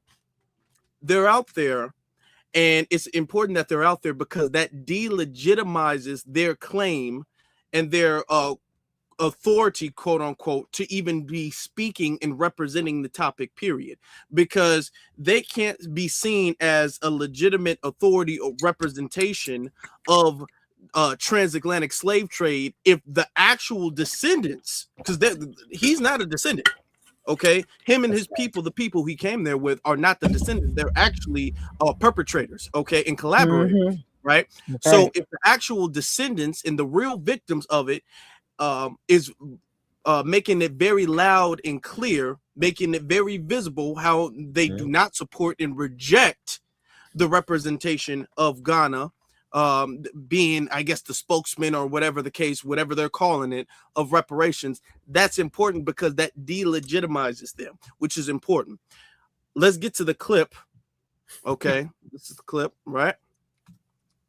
Y'all already know what it's gonna be. Y'all get the applause ready. Y'all just get it ready. And it shows every day. We can tell when Yvette Clarke sits up there and fights for everybody but us. We can tell that you ain't our kinfolk. when you sit there and you see our people struggling and suffering, but you're sitting there giving $10 billion to people who have never paid 1 penny into this tax system. But you don't care. I see you laughing, and I hope the ancestors come up from the ground and tear your ass up. I am so sick of y'all. We are not the only people. We are sick of it. We are tired of you disrespecting our ancestors and disrespecting us now in the present. We are sick and tired of it. You are disrespectful. We told you we don't like what you're doing, and you continue to do it. Don't you feel uncomfortable? You flew your ass all the way over here to be disrespectful on top of somebody else's grave. Now imagine if I came to Ghana and I just pissed all over your ancestors' graves. How would you feel about that? How would you feel about that? You wouldn't like it, but you feel the need to come over here and do what you're doing in the name of what? You are not our friends. You are not our family, because our friends and family will respect our ancestors' graves. But that's not what you're doing, is it? You're doing whatever the hell you want to do, and to us be damned. And this is why we are tired of it. And this is why we delineate. This is why all you're doing is giving us fuel and letting us know what we must do. And the path that we are on is righteous. You are disrespectful, continuing on with this ceremony on, and how many of you are even foundational Black Americans that are over there? Probably none. But you are standing on our ancestors' bones. I'm telling you this again. You are standing on our ancestors' bones. And that's why we are tired of it.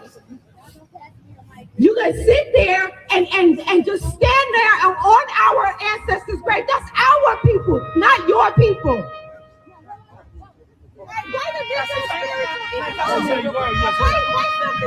Okay, let me get the other clip. Let me get the other clip up and ready. Hold on, let me get this clip. Okay. Hold on, can you guys let me take that?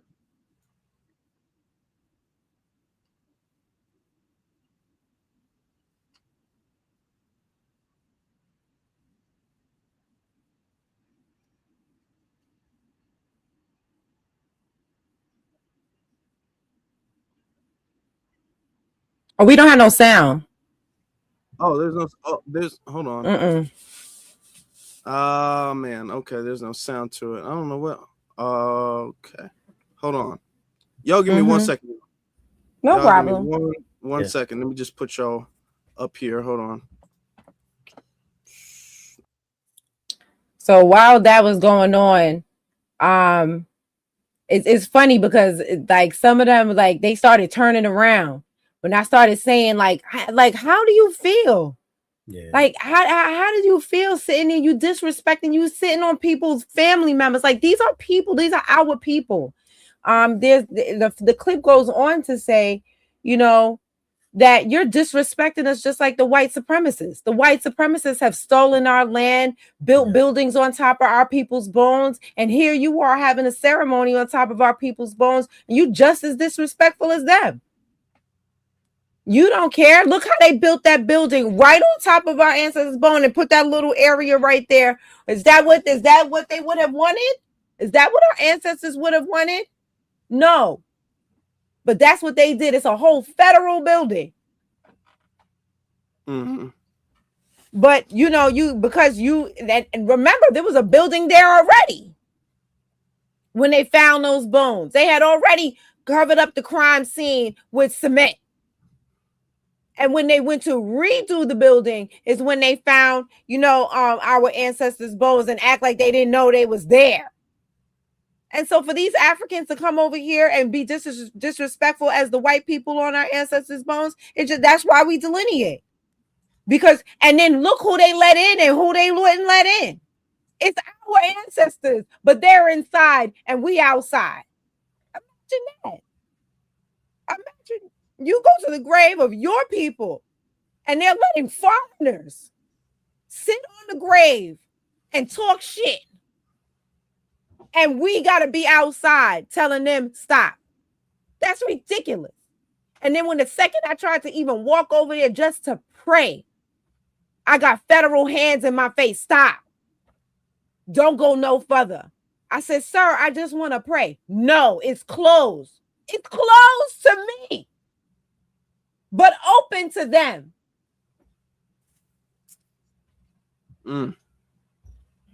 Let's pull up the clip. I got it again. Let's pull this clip up. Then we can.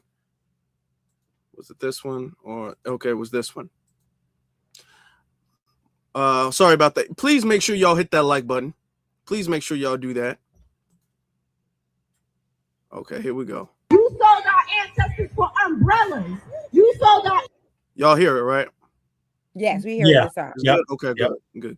ancestors for fine china. You sold our ancestors for any little trinket that you could get. And now, you mad because other nations got rich off the slave trade and all you got was some beads. And now you want to sit here and try to ask for $100 million to validate the place where you stole and held our ancestors. And then I want you to say to me, and my sister that just spoke, Jamani Williams, I saw you earlier. You don't speak for us because you don't have our blood.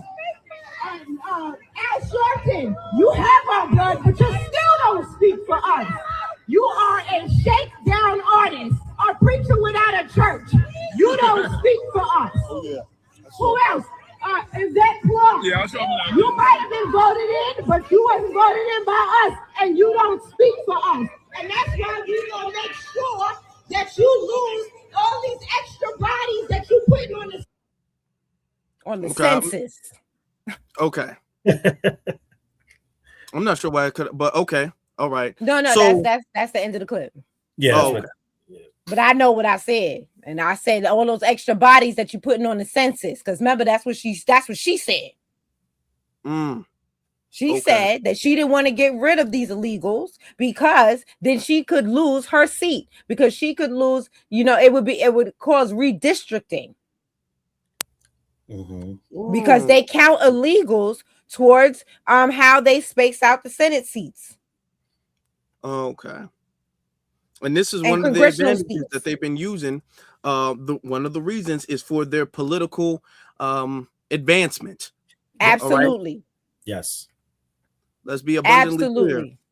So all of that, well, you got to understand these people are coming from war-torn countries and we have to have all of this sympathy for them and all that stuff. They don't. Okay. These people are being used. Now they're in on it. Okay. They don't care how they're being used. As long as they in the country, that they cool with it, but they're being used by quote unquote our black representatives for their political advancement, either to secure their seats, to get them further in politics or whatever the case may be. That's what they're being used for.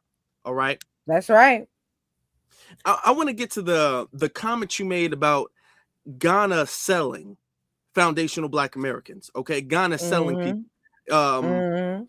And they're complicit. Not only did they not defend it, okay, they were collaborators, willing collaborators of the transatlantic slave trade, which until very, very recently, they've never even acknowledged that. To my recollection, they've never acknowledged, I don't think officially they have officially acknowledged their part in the slave trade. Okay. They're making it seem, and I think this goes to the issue that we've had with Pan-Africanists. Yes. They're making it seem as if Europeans just bum rushed the continent with a whole bunch of guns, and they was all like, "Give me your strongest men," and they just started throwing people on boats, and there was nothing the African people can do about it. And then they just took them overseas to this land that nobody knew of. Okay, and more accurate information has come out to say that wasn't the case. Okay, these people were being sold, as Brooke said, for nothing. Trinkets. There's a scholar from Ghana named Dr. Purdy, right? Anybody you could DM me, I'll send you her. And matter of fact, I've been, spamming the chat with all the people who tell me that I've been misinformed about how Ghana partook in the slave trade. I've been letting them get, so you might see it on Twitter a lot. Dr. Purdy, she goes into detail about how not only were they going through and raiding other villages, but let's say they got mad at you. They got mad at you. Look at how on Disney Channel, for God's sake, right? They want to talk about Clotilda, the last boat they got here from Africa. One of the people on the boat, and one of his descendants, they went back to Ghana, and he said he told his family members how his uncle got pissed at him for something and then sold him into slavery. Oh. And he was a part of the chief's family. He was a part of the ruling class. And they sold him into slavery because they got pissed at him because he did something as a child. He was a teenager. And how they sold him into slavery. Dr. Purdy goes into details about how this is why they believe they have brain drain. Because they sold the doctors, the lawyers, the teachers, the farmers, everybody. They sold their sisters, their brothers, their aunties, their uncles, anybody who crossed them, anybody who they was jealous of. And you can see that they do it now. Let you get your paperwork come to America, and there's somebody around you that's jealous of you, and see if they won't do voodoo on you. This is what they say. I ain't never been over there, and I ain't got no plans to go over there. Excuse my voice. You know what I'm saying? Mm-hmm. So this is what they say. They talk about how you got to be careful and not tell anybody that you got your paperwork ready to come through to go to the UK or go to the US. Because they'll do some kind of thing on you and turn you into a goddamn vegetable. So you can't go because they jealous of you. So this is the same exact thing. There's 400, 500, 600 years later, they doing the same exact thing. So back then they didn't do that to you, but then they sold you to the very place that they kill, steal, and destroy to get to. When they was selling us over here. So for them to sit there and talk about their own scholars, as a matter of fact, they have a class of people in their country who come from the slaves that was left over. The ones that they captured, the ones that they was gonna sell, but the white tea folks said no more. And they got those going on. Now they don't talk about it, but she goes into detail how she interviewed the grandmothers. A lot of the grandmothers still remember being of that class of people. Look at what's her name from the Real Housewives of Potomac, the one who just got arrested. Her and the husband. That's why the husband's family didn't like her, because she was from that slave class.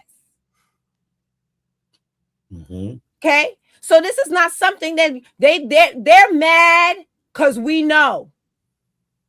Just like the Orozo Fest, you mad because we know.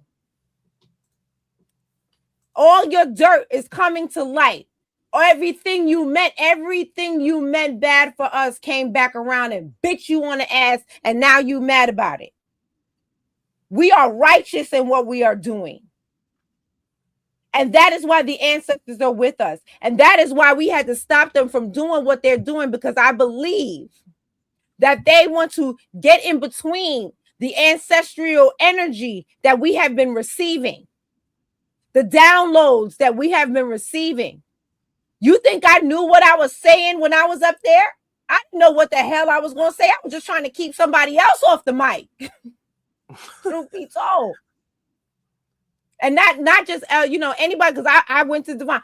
Can you please say something? Get this woman off the mic. And everybody's like, I said what I had to say already. I ain't got nothing else to say. So I'm like, look, I'm just trying to hold the mic to keep her from trying to change the agenda to be about poor people in Ghana. Let me tell you something. No offense, I don't give a shit about the poor people in Ghana. They not my problem. You know who I care about? My foundational Black American family right here. The charity starts at home. And this is my home, not Ghana. And so this is what I give a damn about. If And if what was happening in Ghana was so bad, where were the Ghanaians? Where are the American Ghanaians to protest their leader for what he's doing to them over there? Oh, they was nowhere to be found. She wanted to talk about Burkina Faso. Well, where are the Burkina Fasoans to sit here and protest? We're talking about how Ghana invaded Burkina Faso. Well, where are the Burkina Fasoans to protest about what Ghana has done to them over there? Nowhere to be found. But you want to sit it and put it on your back? Well, you and your back need to go way back. Because I'm a holeless mic. So this is the ancestral spirit was speaking through me. Because I didn't know what I was going to say. I just knew I wasn't going to let her talk about Burkina Faso and Ghana. And so, like I said, the ancestry energy that we have right now is very, very strong. And I know people have heard me say this, but I'm going to say it again. Okay, President Devon likes movies, but I like kid movies. I'm a big kid, right? You ever seen the movie Coco? Yeah. Okay. Good. Somebody saw it other than me, right? You got nieces and nephews. Is that what it is? So, all right. Coco is such a cute little movie. It basically talks about, and it's a cute way to explain what I mean. In the movie Coco, you had to put a picture of your ancestors on the veranda, aka the fireplace, right? On the fireplace for that ancestor to be able to cross over from the other side during the Day of the Dead, right? Because if nobody remembered them over here, they would not be able to cross over. They would be stuck over there and they can't come over here. And they really want to come over here, right? Because they miss it and they want to see their family members, right? When we were we were under the religion of Pan-Africanism, and some of us have been to some of those spaces where they're pouring libations and they're calling out ancestral names, right, of Africans. We have been calling the wrong Africans. I mean, the wrong ancestors. We have been calling the Africans that sold us. And this is why we have been getting what we've been getting. We've been getting 50, 60 years of backbiting, stealing, scamming, scheming off the top of leaders, people like Al Sharpton shaking down people, talking about minority set-asides, and then giving it to white women. This is why we've been getting that kind of ancestral energy, because we have been calling the wrong answer. We have been calling, honoring, and pouring libations to the wrong ancestors. Oh, but now that we are doing genealogy, we are calling ancestral names that have not been spoken in this realm in 100, 200, 300, 400, 500 years. And these are the ancestors that fought to put us where we are today. Not the ancestors that sold us, not the ancestors that meant harm for us. We are now calling the names of people who built things from the ground up, who fought back white supremacists, who fought in the Civil War, who fought in, you know what I'm saying, who fought in the Revolutionary War. These are the people who were spies, who ran over, who took over who took over boats, who mailed themselves in crates, who escaped slavery, who fought back the master. Because let's not people forget that Frederick Douglass had a history of fighting his enslaver. Back and forth multiple times. They had fights. He didn't just allow himself to be treated any kind of way. When he got mad, he hit him back. And then he bounced. You understand what I'm saying? So these are the ancestors that we are calling on now. And I believe that they want to get in between that ancestral energy. They want to stop that flow, and they want a little bit of it for themselves. And that is why we had to stop what they were doing. That's what I felt was important. And the first person to hit me up about what was happening was that very same woman that I'm trying to stop from getting on the mic. She hit me up and I was like, hell no, I'm not going. I'm not going down there for that. I'm not going to help you with that. I'm not. Now, I did not say that to her because I was trying to be nice, and she has had her own trauma that has happened over there, and I'm not here to poo-poo on her trauma. You know, she's had some traumatic things happen to her. God bless her. I feel bad for the things that happened to her. But your agenda is not my agenda. And I will not stand with you on that. I will pray for you and your healing. And I hope that you realize that one day you need to stay your black ass at home. And stop trying to go back over there where they don't love you, don't want you, and did the trauma to you. And didn't nobody go to jail for it. Because at least if something happened to you over here, all you got to do is go to the police. They gonna lock them up. So you understand what I'm saying? Ain't nobody paid for what they did to you. So I feel bad that that happened to you, but I'm not standing with you on your agenda. But then BX, I know you know BX. BX hit me up. And BX said, this is a spiritual thing. And as soon as she said that to me, my eyes were open to a different point of view. And instantly, she didn't even have to say no more. Say less, BX. That's all she had to say is spiritual. Boom, got it. Download happened right away. We got to stop them from trying to get in between us and our ancestral energy. And she's the one who really put this thing together. Yes. You know, I may have a big mouth, but BX is the one who put this thing together, put together a group of people that had one goal in mind, even groups of people who don't get along. But I did for her. I was quiet for a little while. Pride and difference aside. For her and for the mission at hand. But you know, I ain't gonna lie. It was people that was trying. Well, they didn't actually do anything. But anyway, they was on the meeting calls. But yeah, so it was BX who put this, thing together. And so I want to really shout her out for having the vision for this. And yes, I did. Somebody said, did I see Keita? Did I see Keita? Let me tell you about Keita. I don't know how Keita got here. Okay. Because Keita flew in from Michigan. And the morning that this happened, LaGuardia was shut down. Okay. They shut LaGuardia down because of that accident that happened on the tarmac. The plane flew into during the landing, hit a fire truck. And they shut the whole airport down. I think that Keita grew wings, put her luggage under her arm, and flew here by her own accord. Because it don't make sense how she flew into LaGuardia and LaGuardia was closed. But her behind was here, and we were happy to have her. I love her so much. It was so nice meeting her in person. But Keita did make it, and she made it safe. And her and BX, they did something today too. They was somewhere today. I'm not exactly sure. I'm sure you'll find out from them. But they was out there, you know what I'm saying, kicking up dust today as well. So yeah. But yeah, so it was really important, and I thank all the family for coming out. I want to say the gloves you saw me wearing were not my own. They belong to a young lady named Dawn. And I just want to make sure I shout her out everywhere she go because she saved my hands. I probably would have lost a couple of fingers and nails, okay? If it hadn't been for Dawn and them gloves, because it was cold as hell and I was warm all the way to the hair. I don't know what I did not think about my hands. And but I probably because I was making signs and everything else. But I just want to make sure I shout out Dawn everywhere we go, because we already shout out Melrose for the sound system. And I want to shout out Dawn for she shared her gloves. She said, I'll take one glove and you take one glove. Like, how you share a pair of gloves? But we did it, and I thank her for it. She's a G for that. Man, listen, she saved my behind or my hands. All right. Let me also say this, right?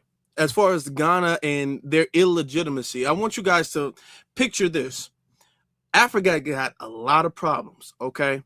A lot of things that they need to be focusing on that has nothing to do with anything outside of Africa. Now, for the last couple of years, I've been hearing about what's going on in a genocide in the Congolese people, right? Now, I personally, and this is me personally speaking to you, I'm not in support of any type of genocide whatsoever. But I find interesting that the advocates of what's going on in the Congo are foundational Black Americans. I see more foundational Black Americans advocating, even, you know, even if they're Pan-Africanists or whatever, they're still FBA, because FBA is not an ideology or an organization, is just a lineage. So they're still foundational Black Americans, and they're advocating for, you know, the end of the genocide in the Congo and all of that. And we have more passion for them solving their problems and them getting better than they do. All right. If Ghana wants to do something good, Ghana needs to start at home. Ghana needs to say, first off, we don't got nothing going on like that right now anyway. Okay, our government's messed up, our government's corrupt, and if anything, we should be reaching out to other African nations to see what we can do to help them before we go all the way overseas and try to get our hands in the mix of something that we were a part of 400 something years ago, right?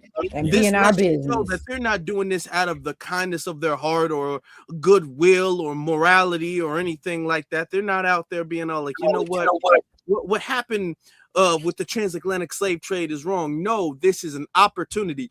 And here's what you need to understand is because they don't look at helping other Africans in Africa as a beneficial opportunity for them. Right. Okay. Because if they did, they would do it.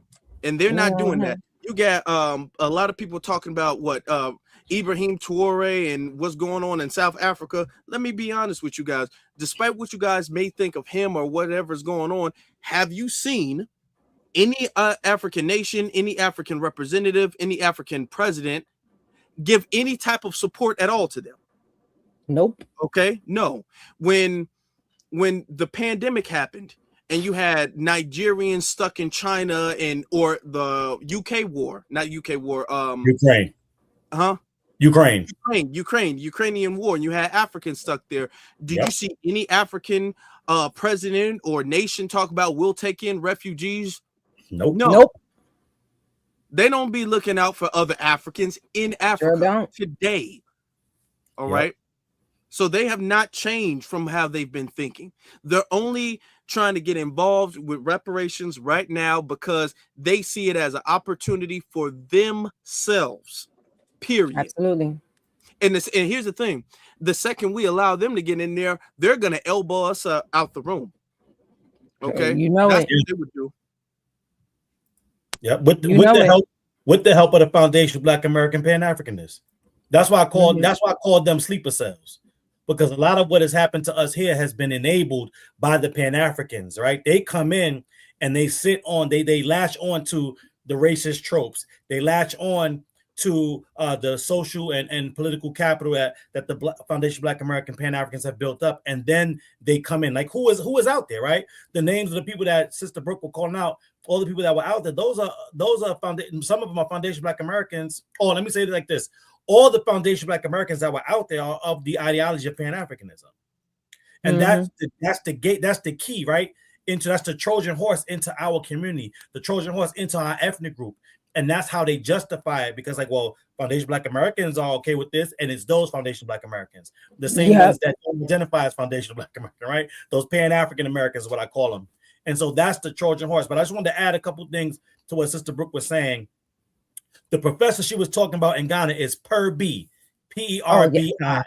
Yes, okay. So Professor Perby is the one that talks about it. And so what Afro was talking about, I was saying this at the Negro burial ground, the protest, that you got to go, if you go back to where it all began, when we talk about the complicity of Ghana and those tribes that formed the nation today, you got to go back to Chief Kwame Ansa.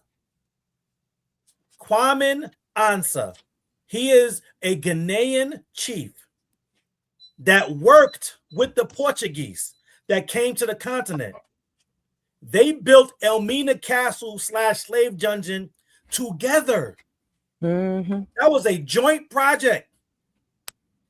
And like everyone says, those cannons aren't facing inward.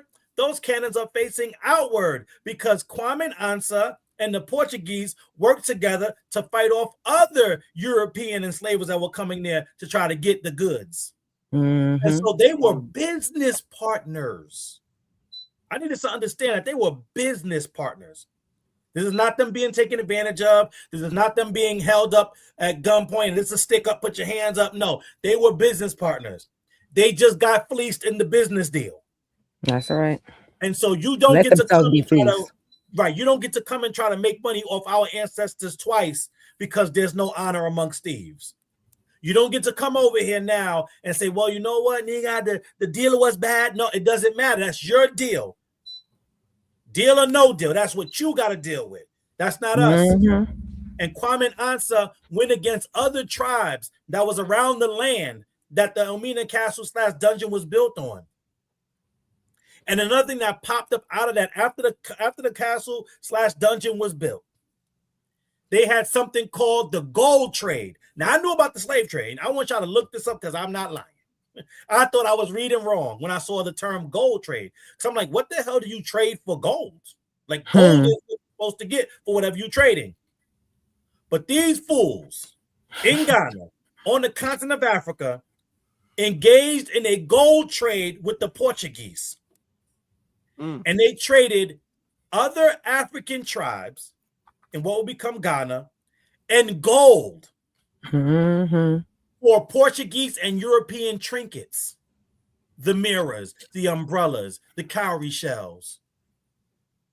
Like, I want y'all to think about that for a second.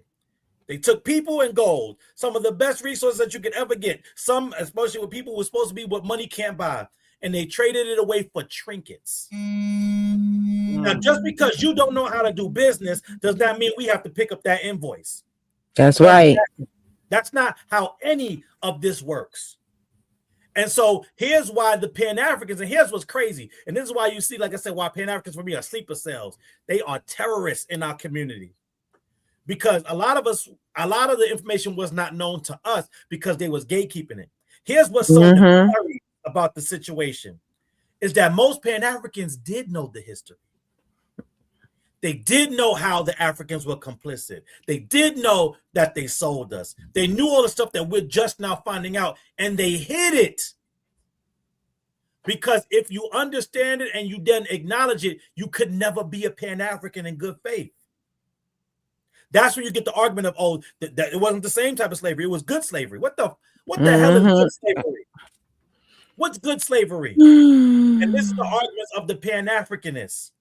And so you have this people, and this is where you get that trope of, oh, when you hear Dr. Umar and his BS Dafa movement and all the other Pan-Africans that we ever heard, Africana Car and all of them. Imagine projecting onto foundational Black Americans that have some of the best financial literacy in the world because we are the only people that take nothing and make something. That's a foundation Black American proverb. Make something out of nothing. But they will project onto us, oh, you can't give them any money because they would just blow it. They would just spend it right back with the white man. But that's a trope you project onto us. Because when you go back into their history, you don't have to give them the money. They already had it. It was born with the gold. Nobody had to give it to them. And you took gold and traded it for trinkets and mirrors and bullshit that ain't worth nothing. And so if there's anybody that would take riches and give it away for free and or waste it or squander it, it's those same Africans that Pan-Africanism was trying to convince us that are our superiors, and it would be us that would squander the money. See, they're afraid because they know what happens when we get it. Not only do we get over the table that the board game of life where the white supremacists sitting on it and playing that game and using us as pawns. I said this before because I saw the image on Sister Brooks' YouTube channel. When this movement was first starting, what I found out is that there's not just white supremacists sitting on that table where the board is on our backs. There's Africans too. There's elite boule up there too. And so the reason why it looks like it's foundation Black Americans versus everybody is because it is.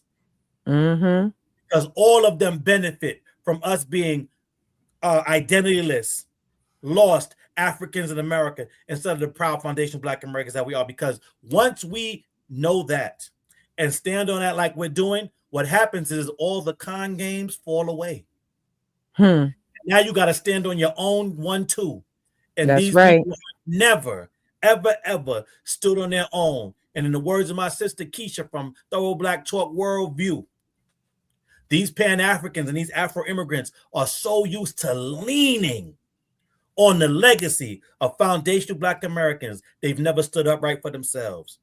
And that's what they're fighting against. That's the pushback we see on TikTok, Twitter, online, offline, is that they know once we leave them behind, they got to fight for themselves, and they don't have a legacy of fighting.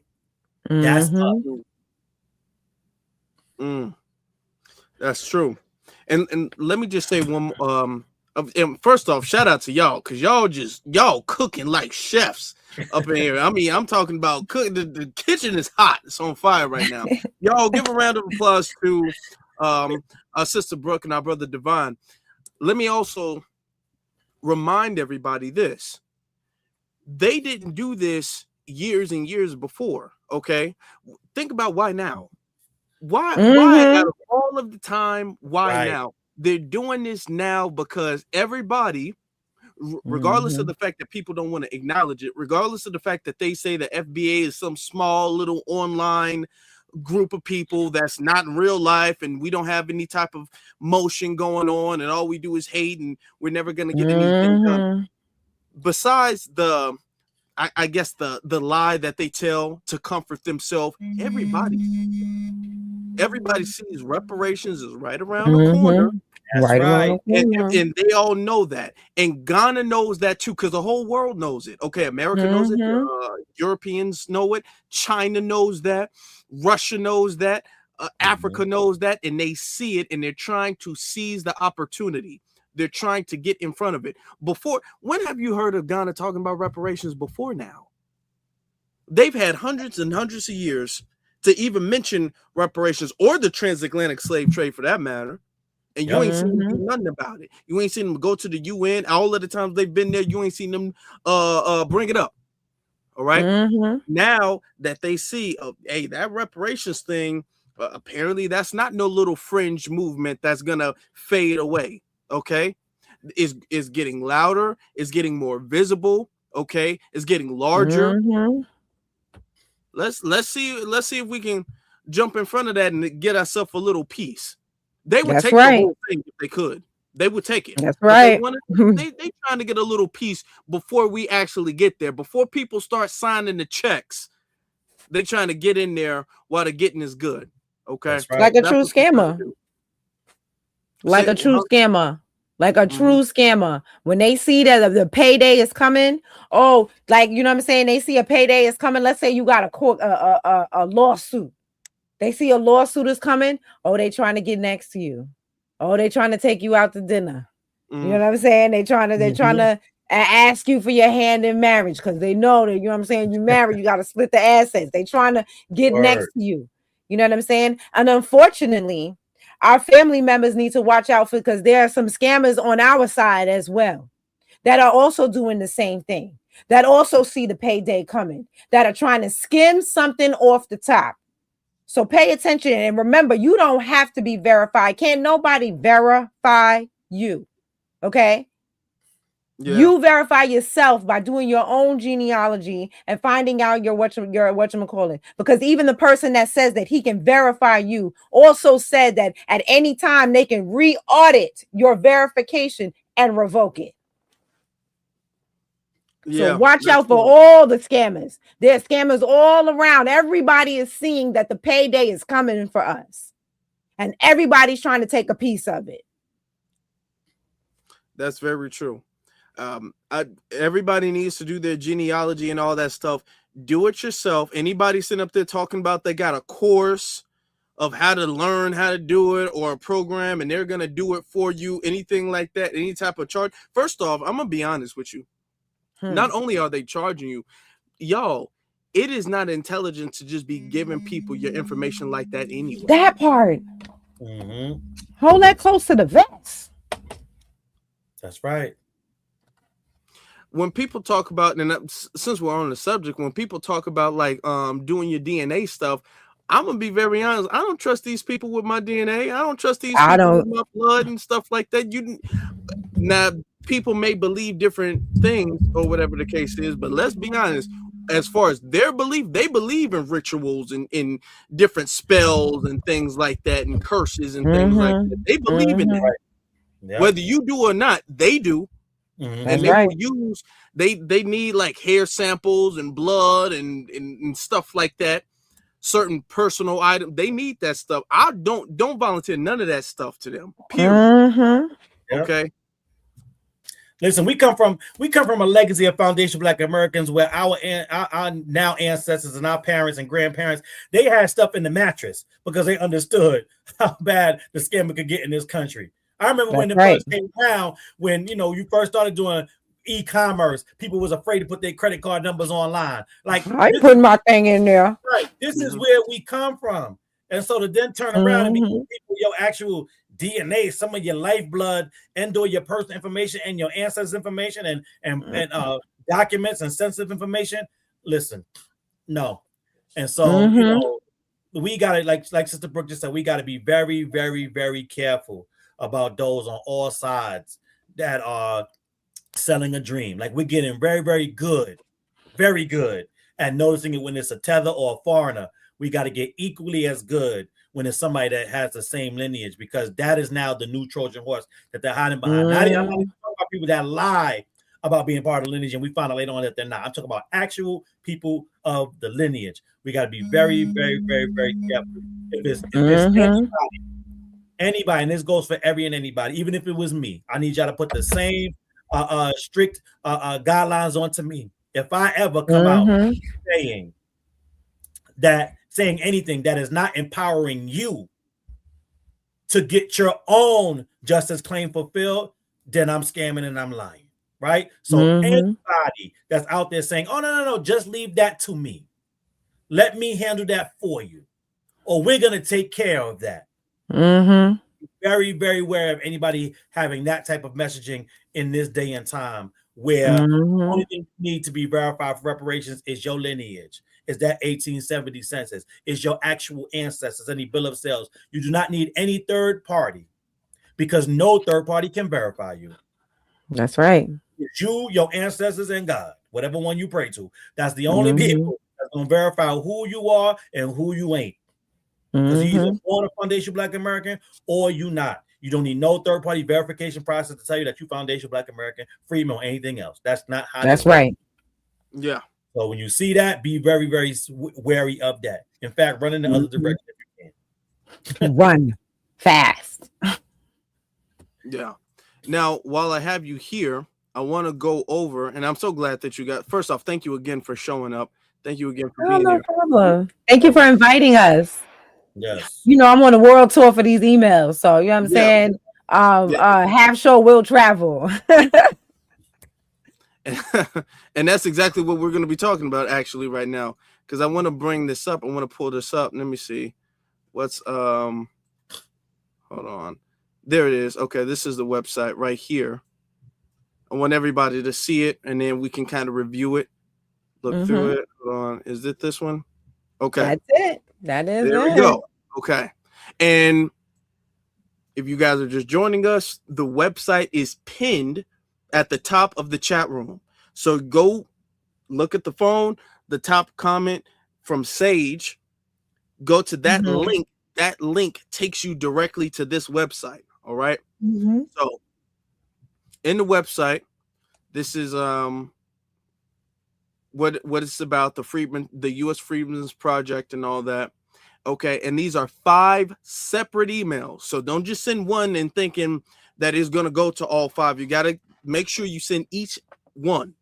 All right. Or I'll let her explain. I'll let Brooke explain it, because I don't want to mess it up or say anything inaccurate. President Divine, I'm going to default to you on this one. Okay. Gotcha. I understand. Cool. So this is the link is already in the chat. So these are 5 emails that we have set up. This is the foundation, the core of our call to action here in New York. So the first one, that first email, is sent because the current iteration of the bill that the reparations task force is built on is a racial bill. We call it the Of African Descent bill because it is asking for reparations based on race. So I want to be clear. The Democrats in New York already know that everything that's going to come out of this commission is going to be challenged based on constitutionality, and they are going to lose. So what we're doing is we're having people send that first email because there is a constitutional bill, the American Freedmen Reparations Remedies Bill, that was authored by Member Lucas, Assembly Member Lucas out of District 60. And that first email will allow us to let the legislators in New York know, hey, that bill is unconstitutional. We want to see some real remedies.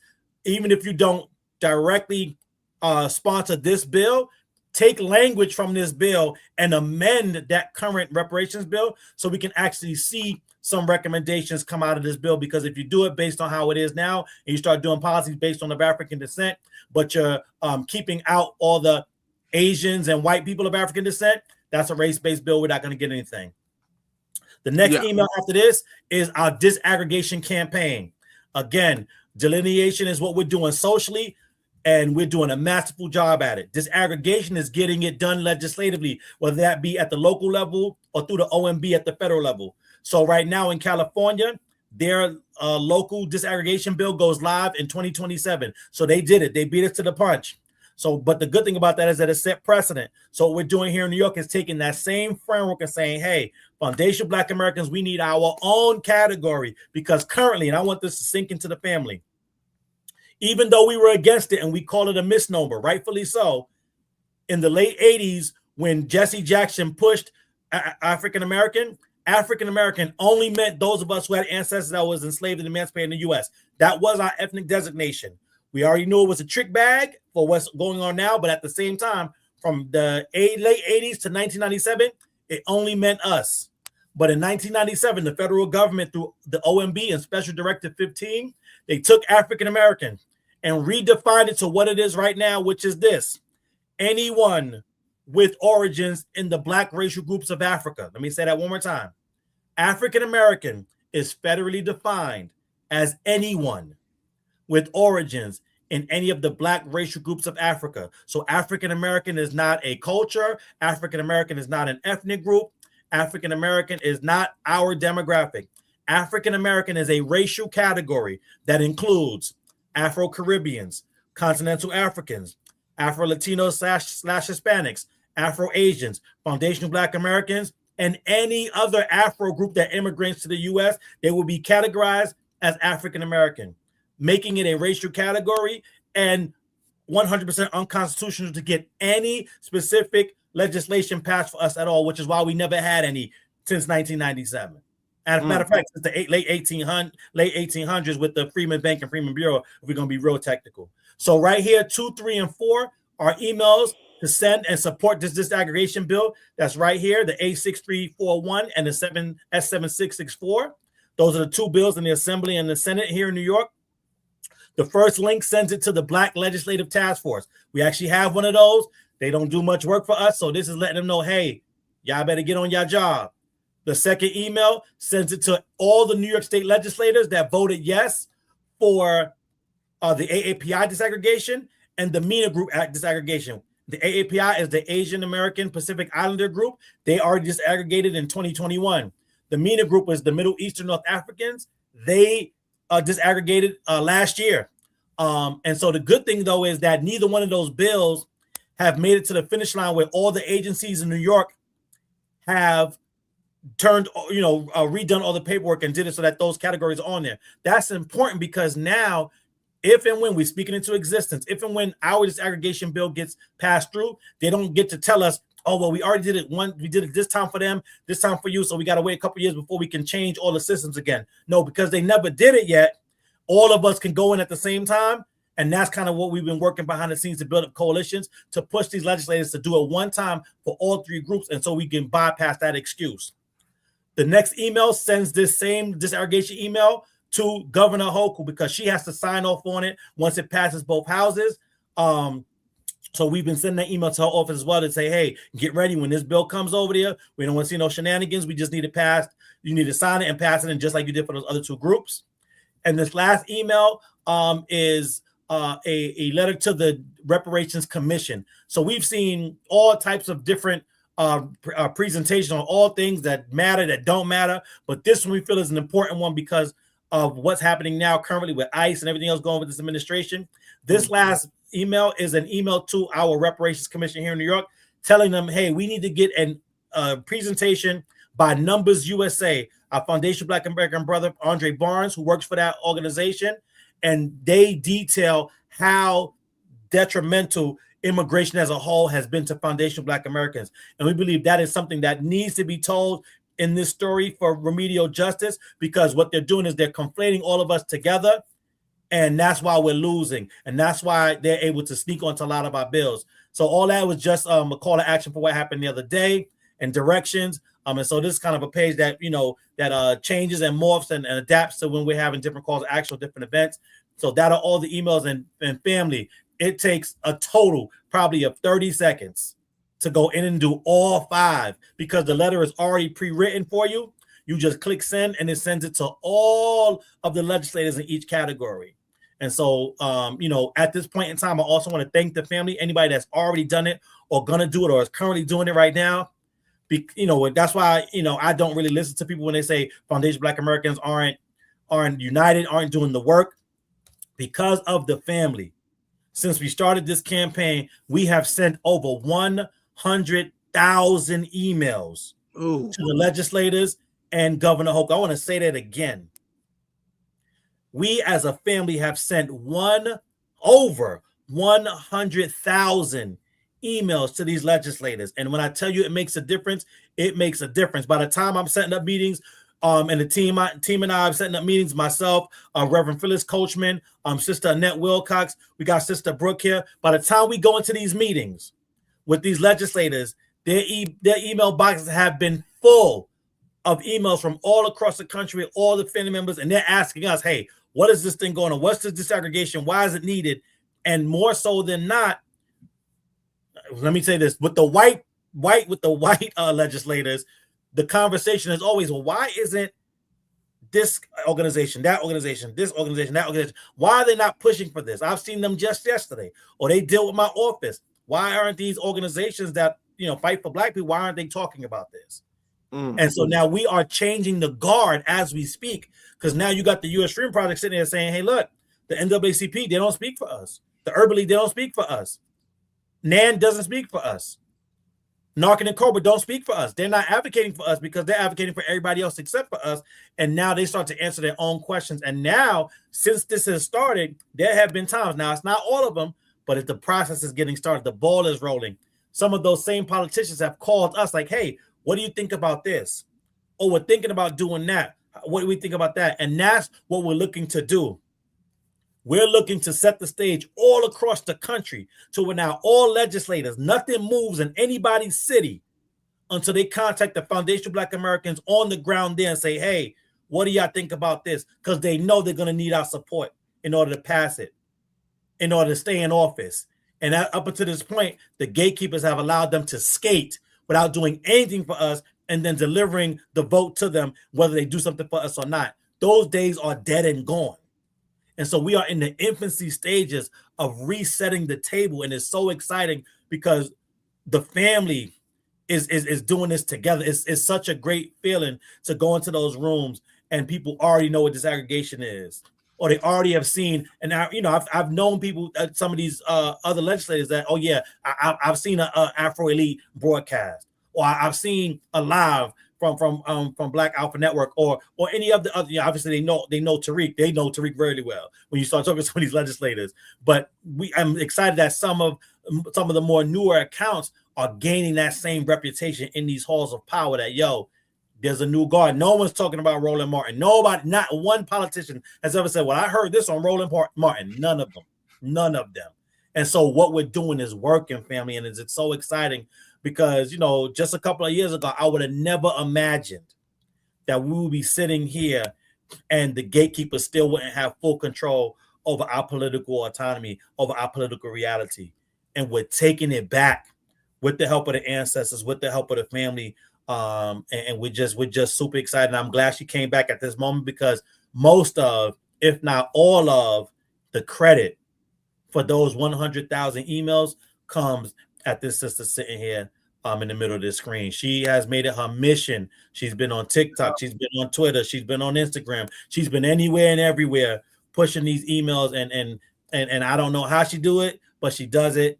And you know, we are just so thankful for her and everyone else that's come on board and given their talents and just, you know, just been committed to helping us get this pushed over the finish line so that the family can win.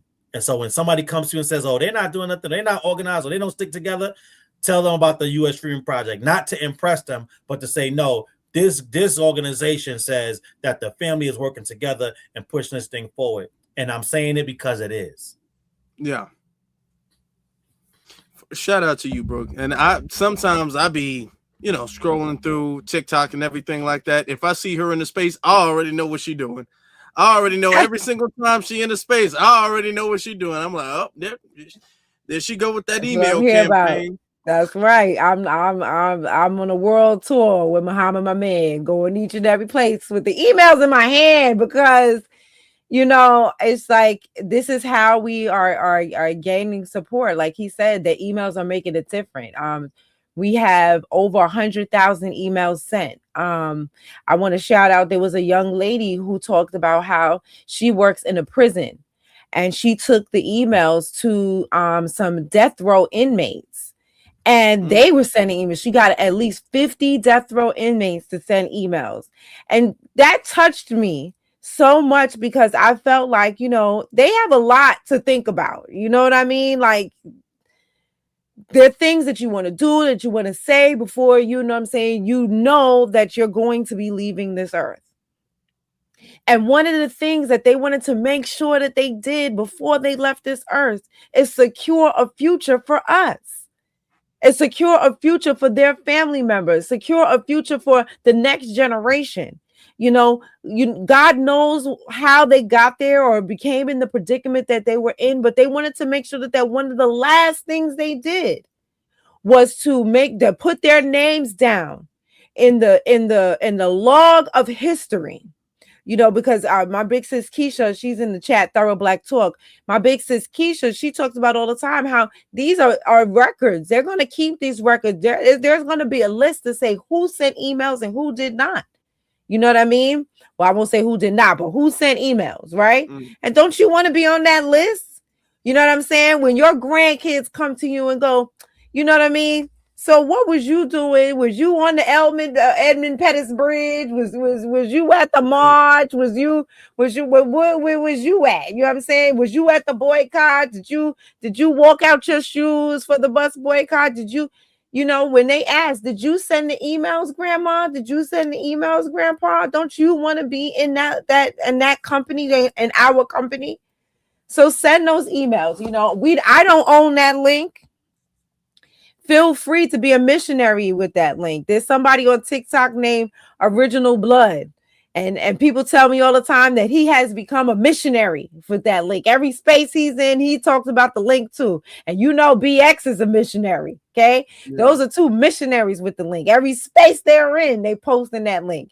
And I can't thank people like that enough. You know, there are new family members who might have voted for Kamala, who now their eyes are open after they see what Ghana is doing, after they see what Shadudu was doing on the Grammys. You know what I'm saying? And so now they mad about it. Get them to send them emails. Let them get that anger they have and make it righteous in their thumbs. You know what I'm saying? As they send out the emails.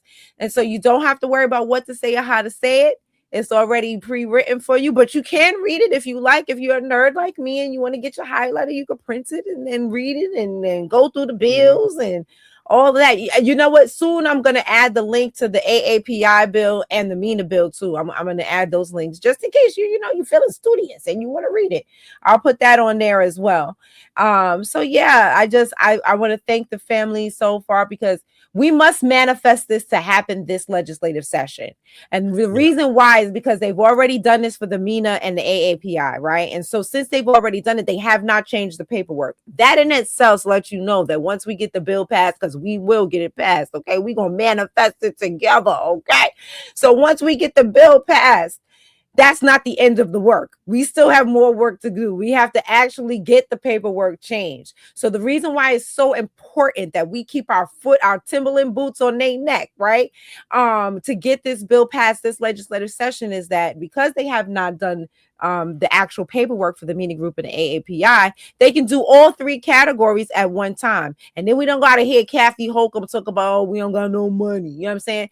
And, oh, we just did it. We don't want to do it again. We don't got to hear all of that. And then not only that, but we can work together with the MENA group and the AAPI on this issue alone, right? Because we all three of us want to have the paperwork changed at one time. So then that way it won't just be us fighting for it. We'll actually be able to form a specific alliance for the paperwork to be changed, and which can be dismantled at any time. But then we can work together on that. You know what I mean?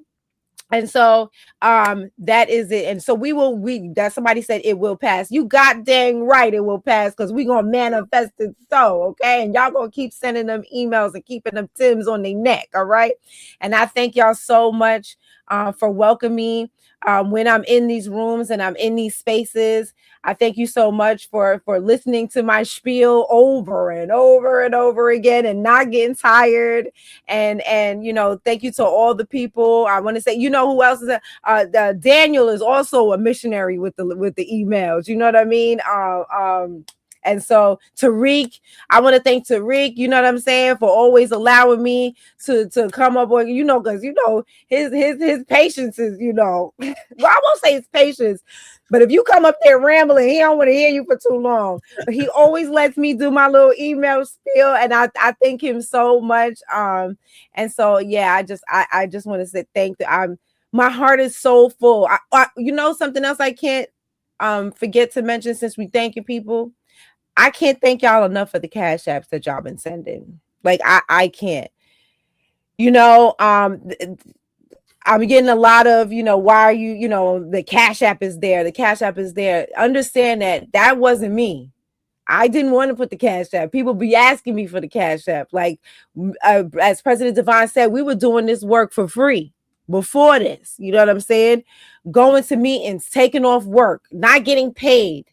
To, you know what I'm saying, as we take off work, and then we got to pay to go to where we going, renting cars. Man, listen, I got 2 speeding tickets coming, you know what I'm saying? And then I had to go back up there. I had to going halfway up to Canada, and I had to go back up there for court. Anyway, so, we have encountered a lot of personal costs at doing this. You know what I'm saying? Bus tickets, train tickets, all types of things. And like I said, renting cars, everything. And so, when people heard that, when Daniel heard that, he was the first person to say, Brooke, what's your cash app? Drop your cash app. You know what I mean? And Tariq too. They were the first 2 people. Yeah. Brooke, what's your cash app? Drop your cash app. Like, you doing all of this. We need the family needs to help out a little bit. So I thank y'all so much for offsetting the cost for a lot of these things. I can't thank y'all enough. If you sent $1, I appreciate you. You know what I'm saying? That's more. That's $1 more than what I had before. You know what I'm saying? And so, like I said, I appreciate everything from the small money to the big money to the whatever you could send. And so I thank you so much. I love y'all so much. Y'all really know how to make a sister feel loved. You know what I mean? Yeah. Yeah. And let me just say this, as far as somebody who does also get cash apps and all that, this is not something we're doing because we're balling behind the scenes and we're flexing behind the scenes, and this isn't a grift or anything like that. This ain't that at all. But we do have to understand that the bills do add up on this. As far as transportation, when it comes to gas, when it comes to the wear and tear on your car, I recently had to buy 2 new tires. As far as the wear and tear on the car, as far as the mileage that you put on the car, how frequently you have to get your oil change, parking. Okay, that's not free. We don't. Come on. Like we don't live in cities where parking is free. Say that. We don't live in cities where parking is free. No, when I was up at that thing, the parking was $40. And we was only there for a couple hours. $40, but I didn't have to worry about that coming out of my pocket because y'all send me cash apps. So this is what he's saying. Like he live in Chicago, I live in New York. Those are some expensive cities. We got governors that's trying to kill us, mayors that's trying to kill us, kill our pockets any way they can. They would charge us for air if they could. Yeah, they would. All right. So everything y'all are doing helps. Okay. It absolutely does. I want to make sure that you guys know how appreciated you are for that. All right. And another thing is time too, because a lot of this is a lot of this is time. It's however long you guys see us actually on the camera, you can double or triple that off camera. Yeah. Okay. Yeah. If it takes us 10 minutes to give you guys a speech on camera, it took 30 minutes to get that all organized and fact checked and all that stuff before. So I just want you guys to understand that means time off of work. There's extra hours we could be picking up that we can't pick up because we can't do this and work at the same time. Okay. That means late nights and early mornings. And I'm not trying to, and I'm just trying to say this because I can understand what they're going through. They ain't even told me that, but I just know it. Mm-hmm. That's real talk. You doing it too. That's real talk, man. Like it's just a powerful thing. And that's what I'm saying, just as you talking, even when we first came on, and I say this, Sister Brooke, often, the talkers are going to talk and the doers are going to do. And it's a beautiful thing when you get around other doers because they already understand. There's so much stuff you don't even need to explain. There's so much stuff that you don't have to say because doers already know because they're doing. Right? With talkers, all they know how to do is talk. And so, and talkers are going to be the ones that do the most criticizing because they ain't doing nothing. Right. And so, it just, the family has shown up in a huge way. And, like he said, you guys are helping to pave the way. Even when we think about what was just done with the Hidden Color 6 and the crowdfunding, like that's just us taking care of us. It's a beautiful thing, whether you in it, whether you not. I'm not in it. You know what I'm saying? But I want to see that. I want to see that manifest, and I'm going to help when it comes to New York. Like we got to get in the habit of helping us, especially when you know what you're helping is good work. Now, if it's shaky or it's shady, I'm not telling you to jump right in and automatically support the person or give any funds. But when the works are speaking for themselves, definitely, you know what I'm saying? Bless them. Bless the people that's doing the work. It'll come back to you. I'm not trying to sound like a preacher or pastor or nothing like that. What I'm just saying that this is the magic of what's going on right now with us. You know what I'm saying? Like when I say the ancestors got their hand on this movement, the ancestors got their hand on this movement. There have been so many times since we're doing this, trial and error and learning along the way. There's so many times where we was up against roadblocks and I didn't know where we were supposed to turn or what we were supposed to do. And people looking at me, like, you the president, what are we going to do? And I'm like, I don't know, right? And I'm just like, okay, we're going to find out. We're going to find a way. And the ancestors open up another door or have somebody call us. Or we meet someone like a Sister Brooke or like a brother Afro that allows us to come on this platform and take us to the next level. Like these are the things that are just happening. As long as you're out there doing, like I said, our legacy as Foundation Black Americans is just making a way out of no way. And it's a beautiful thing because it's happened so many times for us that we just take it for granted. And when you look around, these other groups don't have that. That's why they hate on us, right? That's why they envy us so much because it's like, yo, why didn't these people just die already? Like, why aren't they gone? How are they still here with all that has happened to them? With all that we're still doing to them? And we still here, we not just surviving, we thriving, right? And so that is, what we're building here and what we got going on. And again, what's so exciting is all the progress we've made. And in my opinion, my general opinion, we are still in its infancy, right? We still at the very beginning, y'all. Like this, we at the beginning. Like imagine when I seen somebody in the chat say we need 1,000 Sister Brooks, right? Imagine just 1,000. Imagine 1,000 Sister Brooks, 1,000 Afro elites. Just 1,000. That may sound like a lot, but that's not a lot. especially when it's 50 plus, depending on whose numbers you go, definitely more than 45. We'll say 45 plus million. I don't want nobody to trigger nobody. So with 45 plus million, just 2,000, 1,000 Sister Brooks and 1,000 Afro elites. Imagine what we could do. Because look what we're doing with just one of them, one of each of them. And look at all we've done.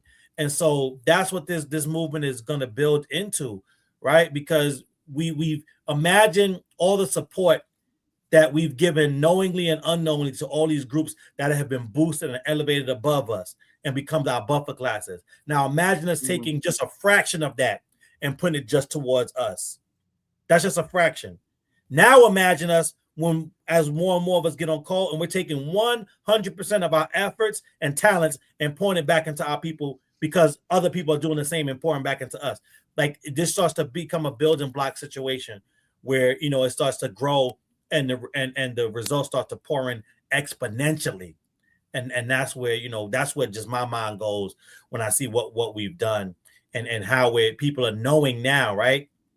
People are seeing that the same old bullshit don't work no more, right? That was one of the main reasons why I myself showed up out there. Again, this is not to impress anybody, but just what we're doing here. Like, I broke my foot earlier last month, right? So I've been like going through it. But I hobbled out there on Tuesday because it was like, this is what we need to do for the family. This is what we need to do for the ancestors. And there was a sister out there. She was like, oh my God, I'm so glad you came. Like, I follow you. I didn't know if you were going to come, but I'm so glad to see you here. And she just felt invigorated that my presence was there. I'm not saying I'm a celebrity or anything like that. I'm just saying you never know whose presence you're going to alter with your presence. Yeah. And we got out there and the message, disseminated. And it was just a beautiful thing to be out there, even on one foot, hopping around a little bit and standing up for the ancestors because the ancestors stood up for us with no feet, with missing limbs. And so when you truly dedicated to this work and what's going on, like you will, again, I know I keep saying it, but it's just one of my personal mottos. And, we just made a way out of no way. And everybody across that street, whether it was me speaking or Sister Brooks speaking or Melrose speaking or Sister BX spoke, you know what I'm saying? Like they knew, oh shoot, this is not business as usual. Something is going on here because we know back in the day, we'd have been able to come lay this reef peacefully. Nobody would have been saying anything. We'd have had good sound bites. We'd have had good propaganda. We would be able to cut this up, show it all over the place. But now, goddamn, because of them kids and that damn dog, they done messed it all up. We ain't got no good footage.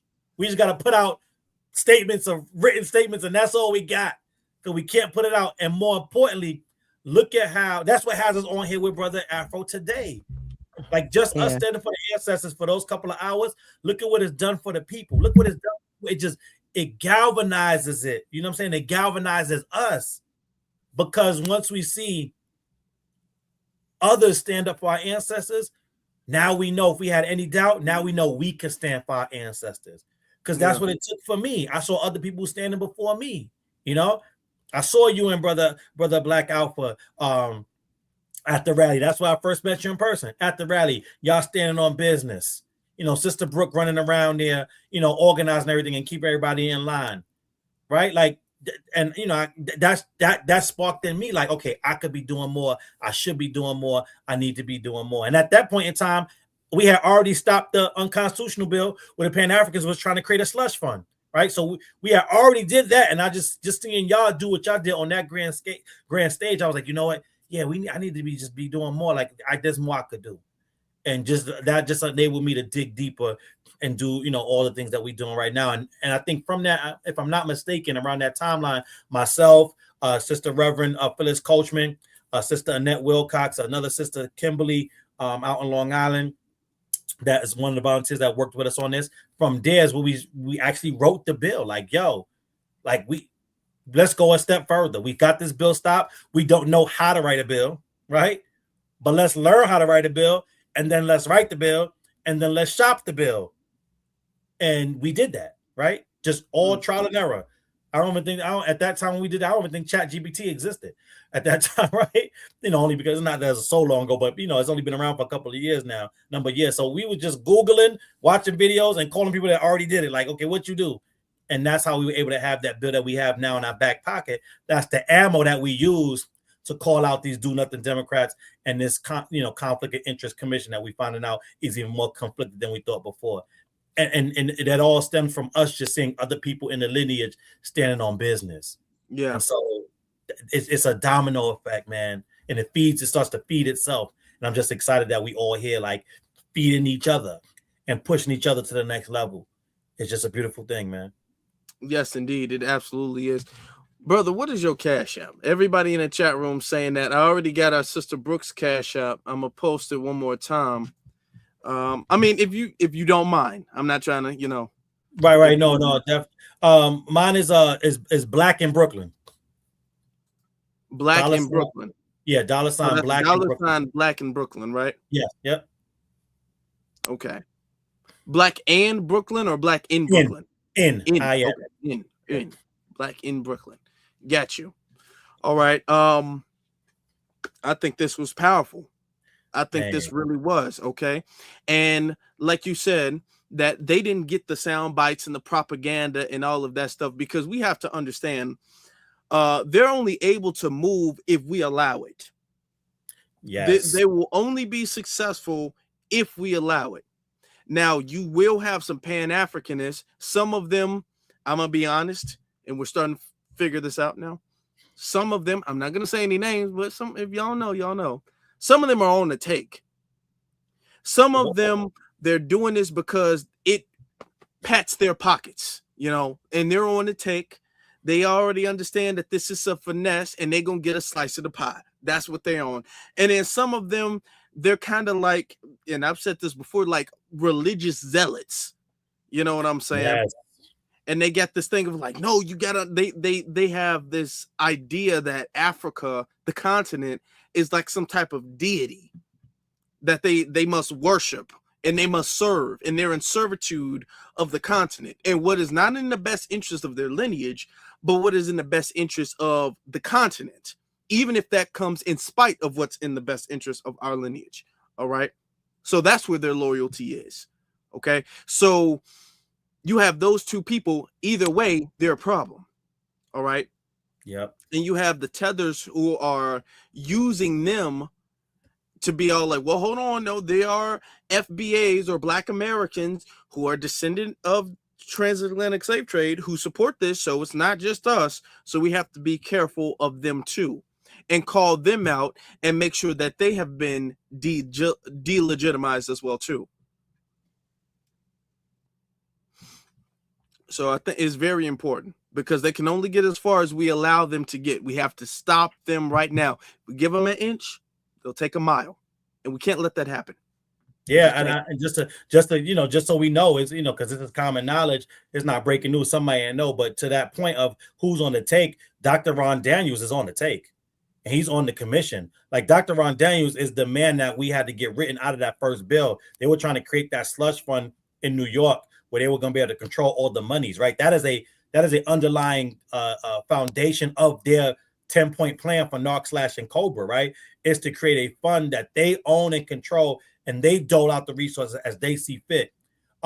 His organization, IBW 21, I think is the fiduciary for NARC and Cobra, and not the December 12th movement. It's I can't think of it off the top of my head, but IBW 21 and NARC and Cobra. No, it's NARC and Cobra because it's two separate organizations. So it's IBW 21, NARC and Cobra, Liberation Ventures / the MacArthur Foundation gave them, I think it was like $1.5 million some years ago to not lobby for reparations.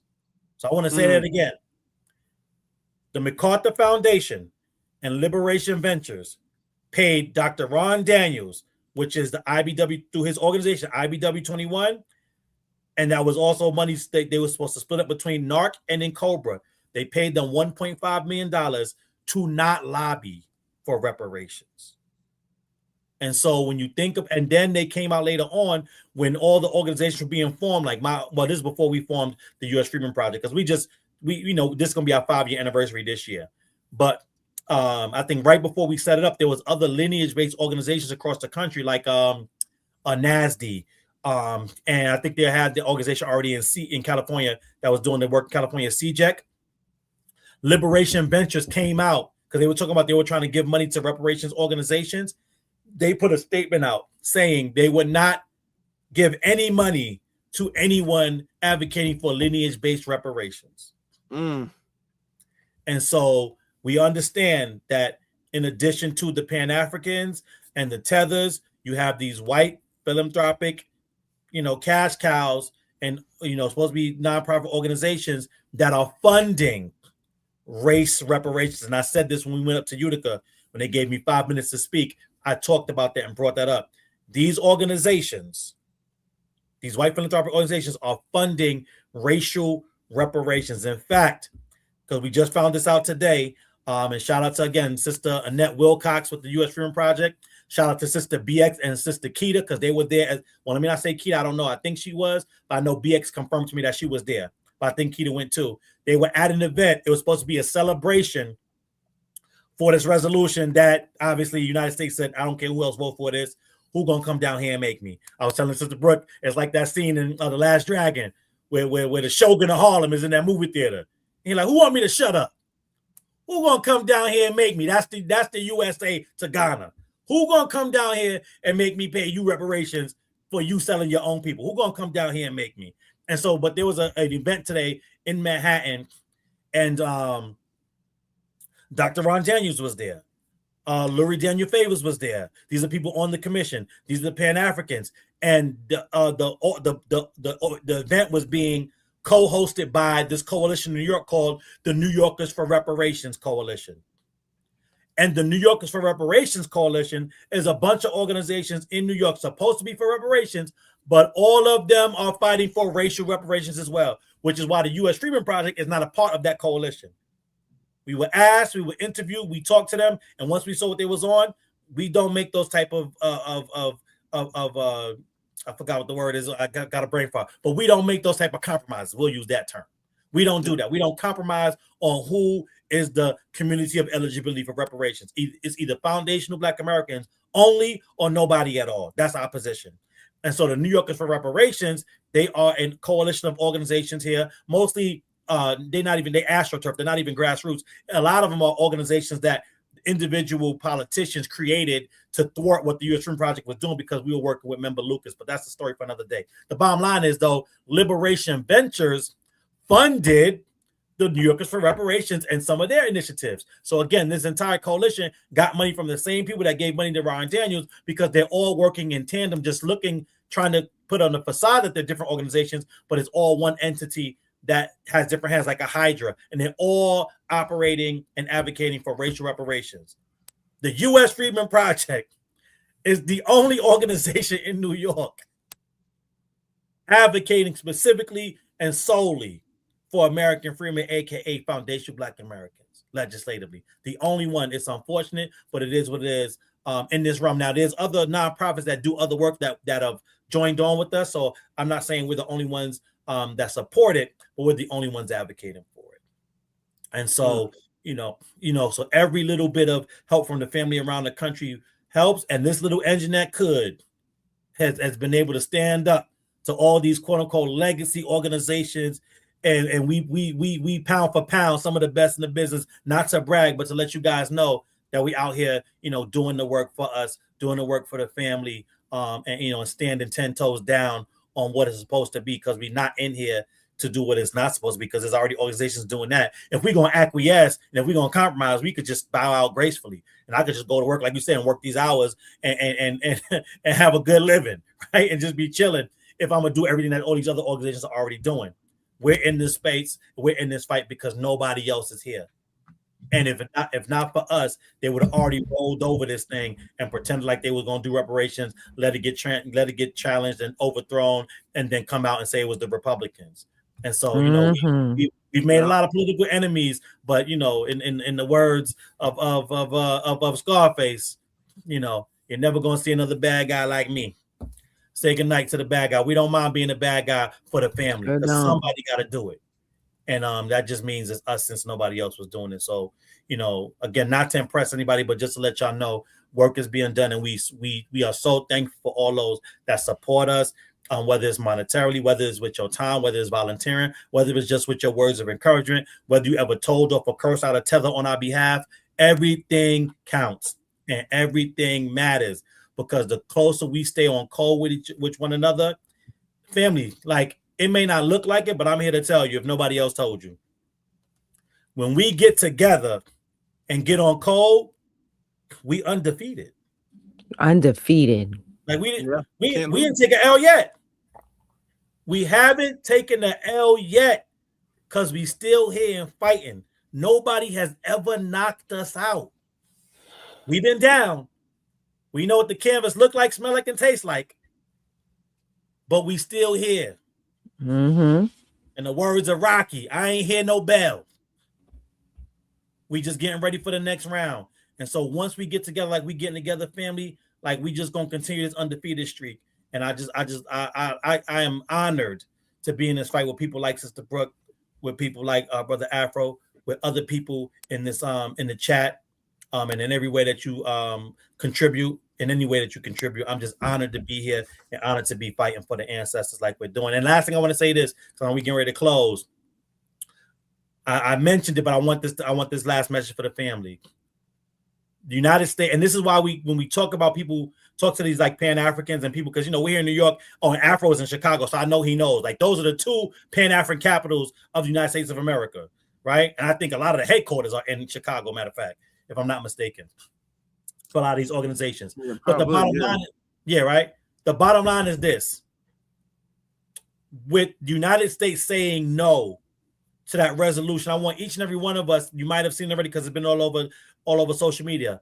Look at the reasons that they said no and listen to that clip all the way to the end, the United States response to the resolution. And the reason why I want you to do that is because the Democrats are already trying to spin it, just like they were trying to spin everything else with illegals and everything else that they do, right? But they're trying to say, oh, this means that you won't get reparations, Foundation of Black Americans, because the United States said no to Ghana and this resolution and making it the gravest crime against humanity, whatever they were saying. But if you listen all the way to the end, they tell them that some of the things that were of deepest concern is that this was a group of people, or this country were trying to essentially cash in on a justice claim because they have distant relation. Yeah. And that's important because our claim is based on a well-defined community of eligibility based on being the harm group. And so they were trying to do it based on distant relation, and that's the key. This didn't weaken our justice claim in this country. It strengthened it. Because the U.S. said, you don't get to come in because you got some distant relation to who? Who they were talking about? The harmed group.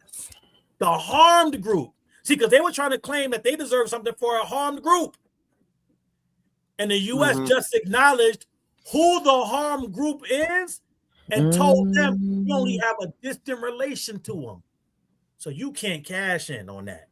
But they acknowledge that a group exists that does have a claim, and that's us. And that just means we got to take this resolution and push even harder. It just strengthens our cause if we do it right. And with all of us on this stage, everybody in the chat, we already know we're going to do it right. And so I'm even more invigorated that through all the things that they did, and Sister Brooke, she wasn't allowed to go in. But again, shout out to the family because I know she hates this, but I got to say it anyway. Dr. Phyllis Reverend Coachman. She don't like when I put the doctor on it, but she earned it. She took that black candle that Sister Brooke brought. Right. Black absorbs negative energy. She took that candle. She's a reverend, so she took those prayers into that Negro burial ground, and that candle absorbed all that bad Ghana energy and juju. And she prayed that prayer that some of our ancestors was praying over that ceremony, over all that juju, over all that voodoo, and turned that whole thing around in a matter of minutes. So I want y'all to know that even if something looks like it's so big, it's insurmountable, like we can't stand up and make a difference. Just that group of us that went out there that day made all the difference in the world, because everything Ghana tried to do to set it up and make it look like it was going to be for their good and be for our bad, it just flipped the whole shit around. And that was bad for them. They could never come back here with that same resolution. The resolution rebuttal from the United States said there's a harm group and you not it. Now it's our time. Yeah. Now it's our time. And I land there. Yes. I want to get to the super chats. Baby actually sent one. She said the resolution passed. I don't understand the title. Let me answer why I titled this. Because ultimately their goal is to take over the reparations movement. Ultimately, it's that. Okay. So they can, like Brother Divine said, cash in. Okay.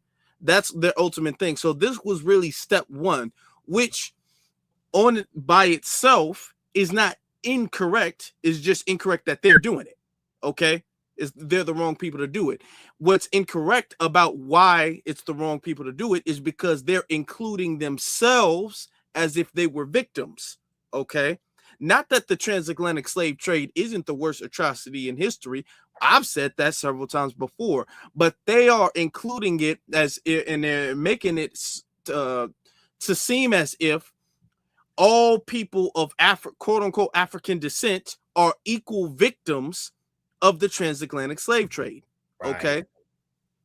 And with all of the massive protests, the protests that we had in New York, shout out to them, and the advocacy against it, they're not going to be able to step any further. Okay. They've been delegitimized. So their ultimate goal has failed. So yeah, okay, well, step one, the resolution, but they didn't want step one. They trying to get to step 5 and 6, and they're not going to get that far. All right. Yep. That's right. That's right. I said that. And that's why I'm just coming on this. I know you get into stuff, but I just want to say this, and I'll be quiet, I promise, at the end of the broadcast.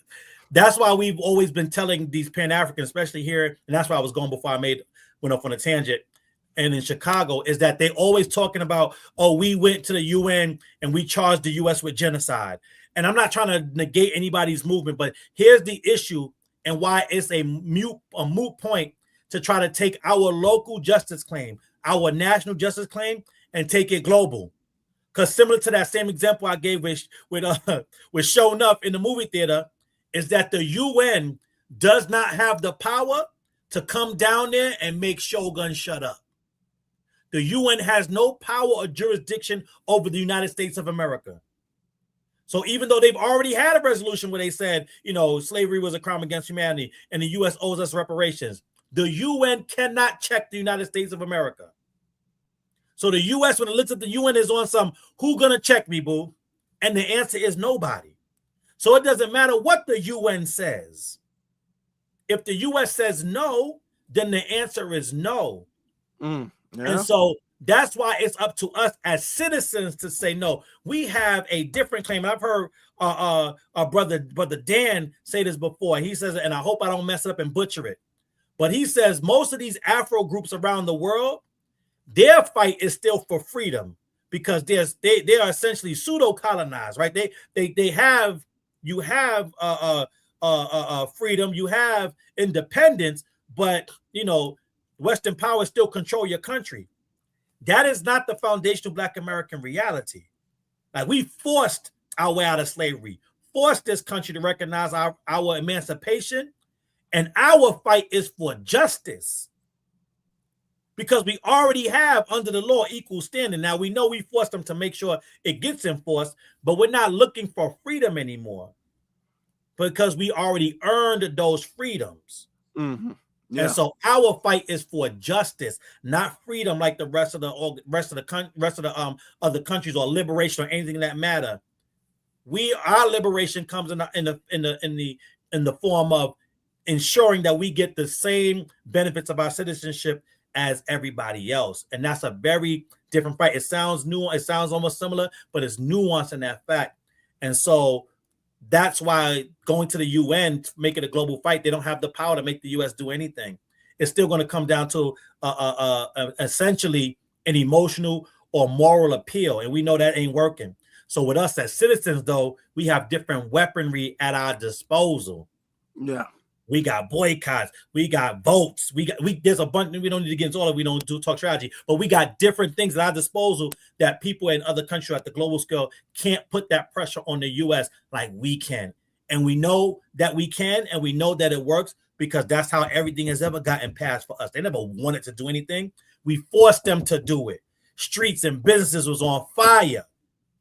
So never believe the Tethers when they're like, oh, y'all just marched and then they gave it to y'all. No. We were turning up at every angle in almost every damn decade. And so if it needs to go there, they know that we have the power to go there.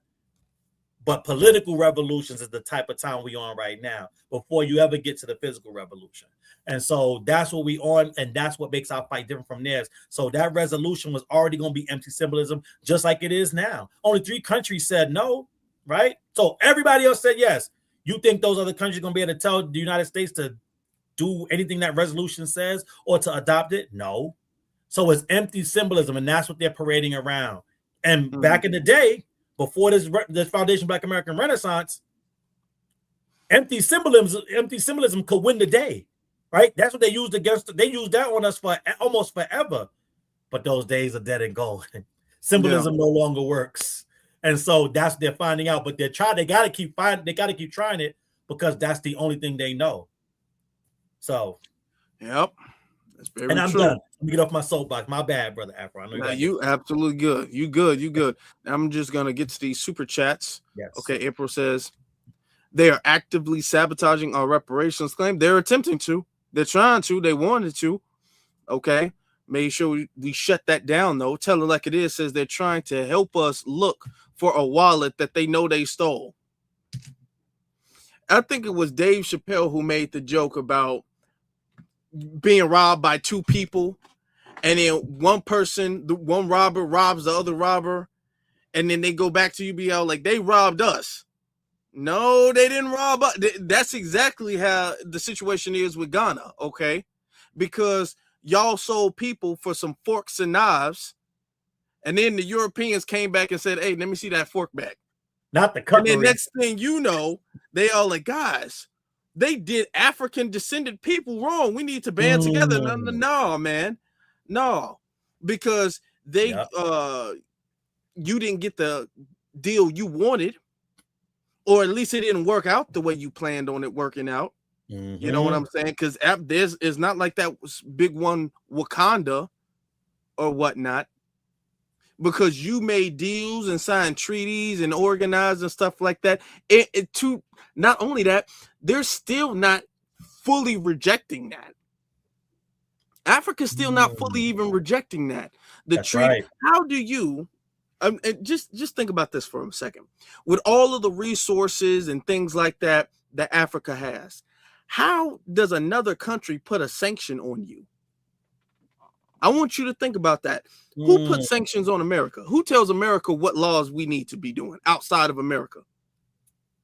As Brother Devon just said, the UN don't got no authority over America. They can't make America do anything they don't want America to do. If America says no, that's it. America is the final boss. Okay, thumbs down from America means it's a no-go, and nobody can do anything to make them do it. Okay, so nobody tells America what to do, but everybody can tell Africa what to do. Brooke, you're muted. Everybody can tell them what to do. Everybody, as our brother EJ says, everybody over there whipping them up with bamboo sticks. For real, from across the globe, all across the globe, taking shots. Man. Yep. So yeah, like what's that guy? Captain Phillip. I am the captain now. Look at everybody me. Coming over there. Look being at me. Captain. Oh my gosh. Yeah. That's hilarious. Let's get to the other one from FBA Freedman Wolfpack. He says the African braid shops, that's true, are enslaving their own people. That's true. He ain't lying. He's not lying about that. Ghana was leasing out those slave castles to Europeans. They were. And the more you know about it, the more empowered you're going to be. Okay? Because the thing is that I feel like most of us kind of knew for real. It just made the most sense, but we just didn't want to believe it. Right. So we kind of told ourselves the comfortable lie that they had nothing to do with it and they weren't involved, because knowing that truth and acknowledging that truth makes you have to look at them a certain type of way. Knowing That's that. right. That's right. Okay. And we've been lying to ourselves because we have not been wanting to look at them that type of way. But let me be honest with you. You cannot heal. Like even the Ghanaian president, he was all like, oh, you got to tell the truth to heal. Like, all right, let's tell the truth to heal. You cannot heal with a lie. You cannot be dishonest and expect any type of progress. All right. Mm-hmm. That's what they were on. And we can't tell ourselves the comfortable lie because we don't want to make them look bad. Okay. Let's be abundantly clear. This ain't even about hate. This is about truth and honesty. All right. Yep. The next super chat comes from April. She says Foundation Black Americans are the only people owed reparations. That's true. And by everybody. That's right. By everybody. Freeman's Network says, sis, can New Jersey folks send an email? Everybody can send an email. Everybody can send it. That's right. Everybody can send the email. Every single person. Okay. You don't even got to be in America to send an email. Right. You could be on Mars. Send that email. Yep. Let's get you. Freeman's Network again says, peace divine. My guy, I missed your call, bro. Hit me in the back. Okay, this is Freeman's Network. I guess he. Oh, yeah, my man. I know that is. I got you. Okay. Got him. Thank you for that. And then Dominique sends a super sticker. Thank you very much. My brother Melrose in the chat. He says, peace, Afro. Much respect. No check, no vote. No check, no vote.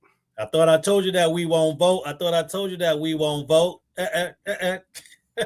That was my man Melrose. That was his theme song that day. Yeah. We went out there. And then learning that. And I think every time the Democrats lose, every time we have a political, because when they lose, it's because of us. Let's be honest. They lose because of our lack of support. Yeah. Okay. They can talk about, oh, it's because of what's going on in Palestine. No, it's not that. Okay. They are losing because their base is not showing up for them. Every time they lose is because their base is not showing up. Okay. That's why Stacey Abrams didn't get in there. That's why Kamala didn't get in there. That's why Jasmine Crockett didn't get in there. Yeah. That's because their base is not showing up. Okay. And that's foundational Black Americans. And we got to make that abundantly clear and take ownership of that. All right. That's right. It's what's crazy about that part too is had Jasmine Crockett ran on a pro-foundational Black American agenda, just with the Foundation Black American vote in Texas, she could have beat that guy. But she presented herself as the Black version of him. And I want the family, I need all Democrats to know this, and the family already knows, but this message is for the Democrats. If you are a Black or Afro immigrant Democrat and you present yourself as the white version of yourself in their party, they're going to pick the white version every time. It ain't going to be you. Yeah. If there's a you and a white version and both of y'all sound the same, they're going to choose the white version. Yeah. I don't know how many times y'all need to lose before y'all figure that out. Your only hope is to come out with actual policies specifically for us, because if you turn us out, the only way to turn us out in the numbers you need is specific policy at this point. No more catfish nuggets, no more, you know what I'm saying, church appearances. It's going to take policy. If you do that, then we can outweigh what them other groups are going to do against you automatically, because they never going to be with you. But if you don't do that, you're going to lose every time. Yeah. I'm going to be honest with you. Like I'm saying, we are the only way you can get in. We're the gatekeepers. That's right. Okay. We're the gatekeepers. We're the ones who decide if you come in or not. All right.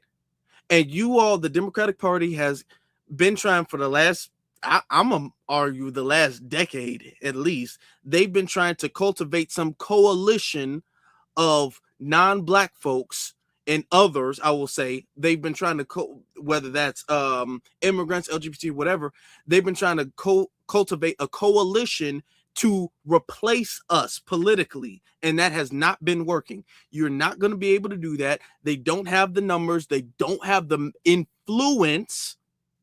Okay, because as Kendrick Lamar said, you can't fake influence.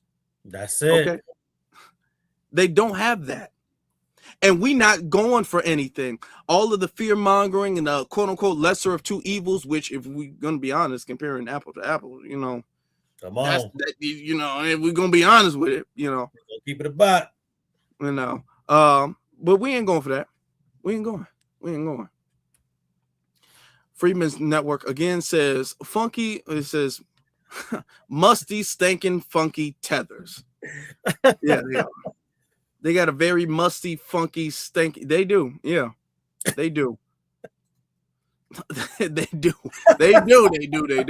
Okay, cultural. They do. Cultural superpower says thank you for representing us. We all in this together. We are 100% all in this together. And then Tell It Like It Is says, I'm Dollar Bill, Chi-Town. We ain't gonna pay them ashy tethers nothing.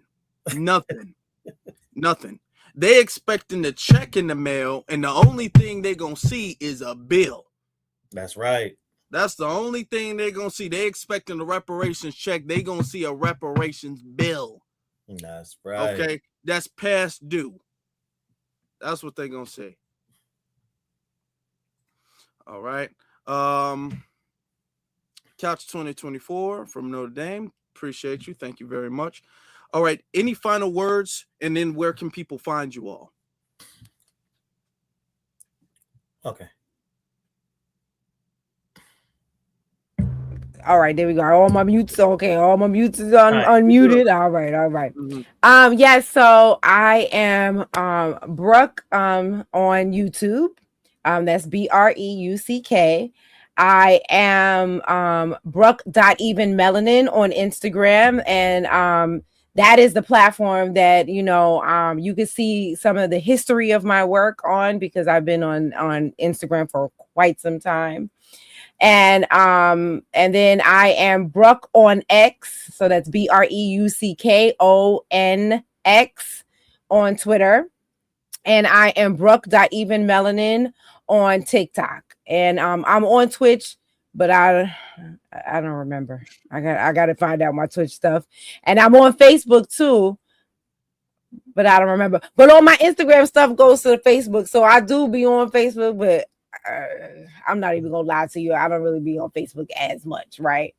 But yeah, so those are my social medias, and I just want to say thank you so much, Afro, for allowing us to come here today and to share, the emails, and thank you for speaking on what's happening here in New York. It is so important to dispel the narrative that New Yorkers ain't doing shit.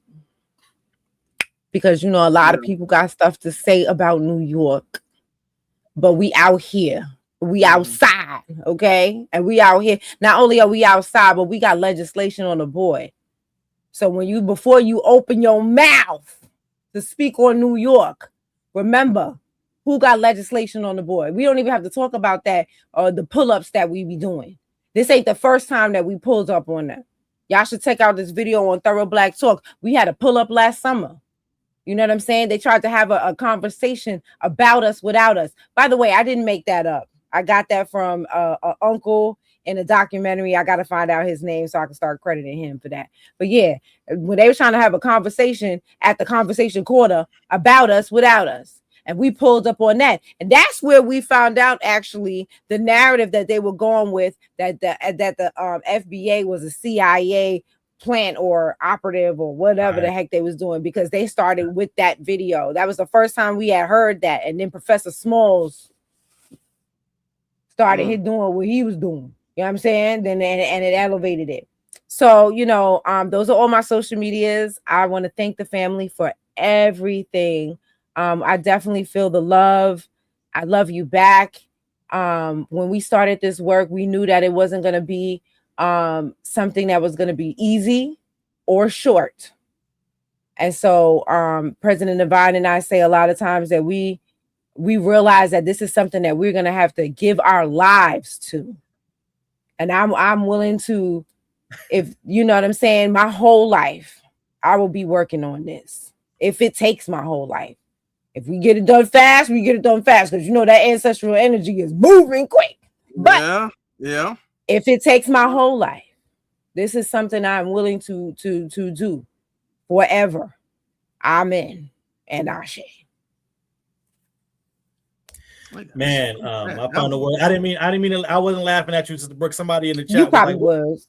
No, they said, which one of y'all said y'all told that president to take his dollar store reefs and go on somewhere? I don't know, but it probably was Keita. Probably Melrose. Oh, it could have been Melrose too. I don't know if it was It a was man. Melrose. It was Melrose. It was Okay, Melrose. okay. So yeah, I didn't forgot what I was gonna say after I saw that comment. So I don't know about my final comments. I would just say, stay encouraged, family. Like, we got this. Like I said, we undefeated. We here. We ain't going nowhere. Like Sister Brooke just said, here in New York. Oh, that's what I was gonna say. Even though, I speak in movie needs. So even though we know Killmonger was right when we talk about the movie, I want y'all to spread the word far and wide. In the words of my brother Chadwick Boseman from Black Panther, as you can see, we are not dead. New York, we still here. Foundation Black Americans are still here, and we still run the yard. And we might have been sleeping, we might have been dormant. Y'all might have not seen us out here, but we out here. Because we move in silence. That's right, like a real G in lasagna. And so we gonna make sure that we are holding down here. You hold it down where you at. And that is what it's going to take for us to move this thing across the nation. Everybody taking care of their home base. And if anybody and where need be, if you need help in your home base and we need help in our home base, we can call in the family for reinforcements. And that's what it's going to take. And that's what this thing is looking like already. And that's what it's going to look like moving forward as we continue to push this thing forward. And we're taking best practices from each other. None of us are always going to do it right. But as long as we do it with the right heart and with the right mind, we could all learn from each other and get this thing building and moving in the way that it needs to go. And that starts with things like this. And I'm so, again, thankful for you inviting us onto your platform to have this conversation with the family. And, just like we hit you up on the back channel to tell you about the thing that was going on in Chicago. I couldn't make you like, yo, Afro, I know you out there. What's up? They're having something there. So that open line of communication is so important. And we're so thankful that we're moving in that direction. And so on Twitter, we can be found at US Freedman PRJ. Again, on Twitter, that is at US Freedman PRJ. The website for the organization is www.usfreedmanproject.org. On there, we have a join now button. You can, if you want to just be a part of the newsletter, if you want to be a volunteer, or if you want to enter the process of becoming a member, please feel free. Give us your information. Myself or somebody else in the organization, probably either Reverend Phyllis Coachman or Sister Nett Wilcox, and soon probably Sister Brooke. Somebody will be reaching out to you to help you with the onboarding process, to get your process started. And yeah, we just ask a couple of questions, just pretty much what your area expertise is, how many hours a week can you realistically give to the organization, and we will move from there. We have around monthly or bi-weekly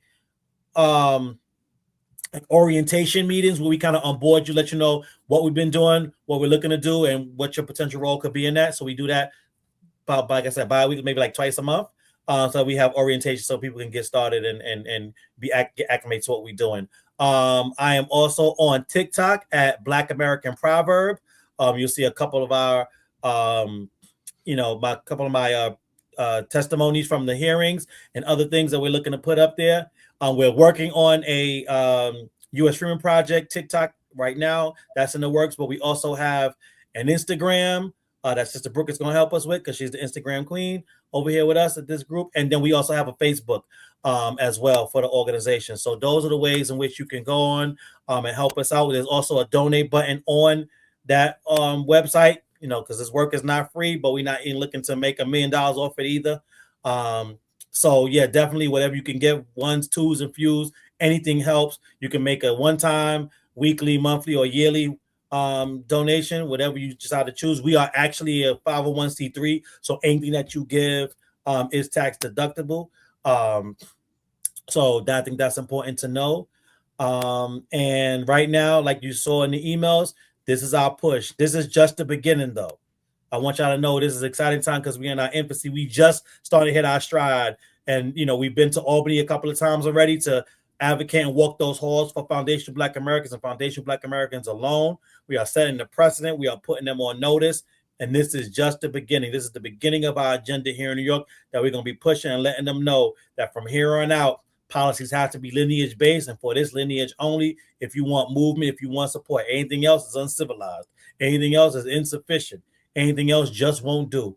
And so I think on that note, I'm just excited about, like I said, just where we at moving forward. And I'll just leave you guys with the mantra of the U.S. Freedmen Project. We were freedmen then, we're freedmen still, and there's nothing like a freedman's will. Let's get it. All right. I like that. So the audience knows, I'll be putting, after this goes off air, I'll be putting the information, the YouTube links and website links and all of that stuff in the description, okay? In the description below. And I will put the website to the email link in the comment section. So that'll be in the description and in the comment section, because I feel like that's the most important right now. So that way y'all can just come back here and everything. Y'all don't have to watch the whole thing and wait for a chat. Y'all can just go to the description and y'all can go to the comment, and then y'all can do what y'all got to do. All right. Shout out to Claire for the Cash App. Thank you very much. I appreciate that. And I appreciate you all. Thank you all for joining. Okay. Round of applause. Right. I think this was really good. We'll have them back again in the near future. So I'm gonna let them go ahead. I know they've been working and they still got work to do, but let's let them rest a little bit. We're gonna let them go. We're gonna let them a little bit. Okay. They was out there yelling across the street. I'm telling you, so loud. They got a microphone. Okay, the Ghanaians got a microphone at a podium, and you heard the voices from across the street. So loud you couldn't even make out what they were saying. So I'm talking about they was stomping 10 toes down. All right. So let's let our family get a little bit of rest. So we're gonna have to let them go. We're gonna have to let them go. All right. But thank you guys. We love you guys. Before y'all leave, if y'all could do a favor and make sure y'all hit that like button. Make sure y'all hit the subscribe button. Make sure y'all hit the notification. Leave a comment. Thumbs up, please, please, please. That being said, first off, Black first to every single last one of y'all, my brothers and my sisters. Thank you all for watching, listening, subscribing, all of that. All right. Y'all stay blessed.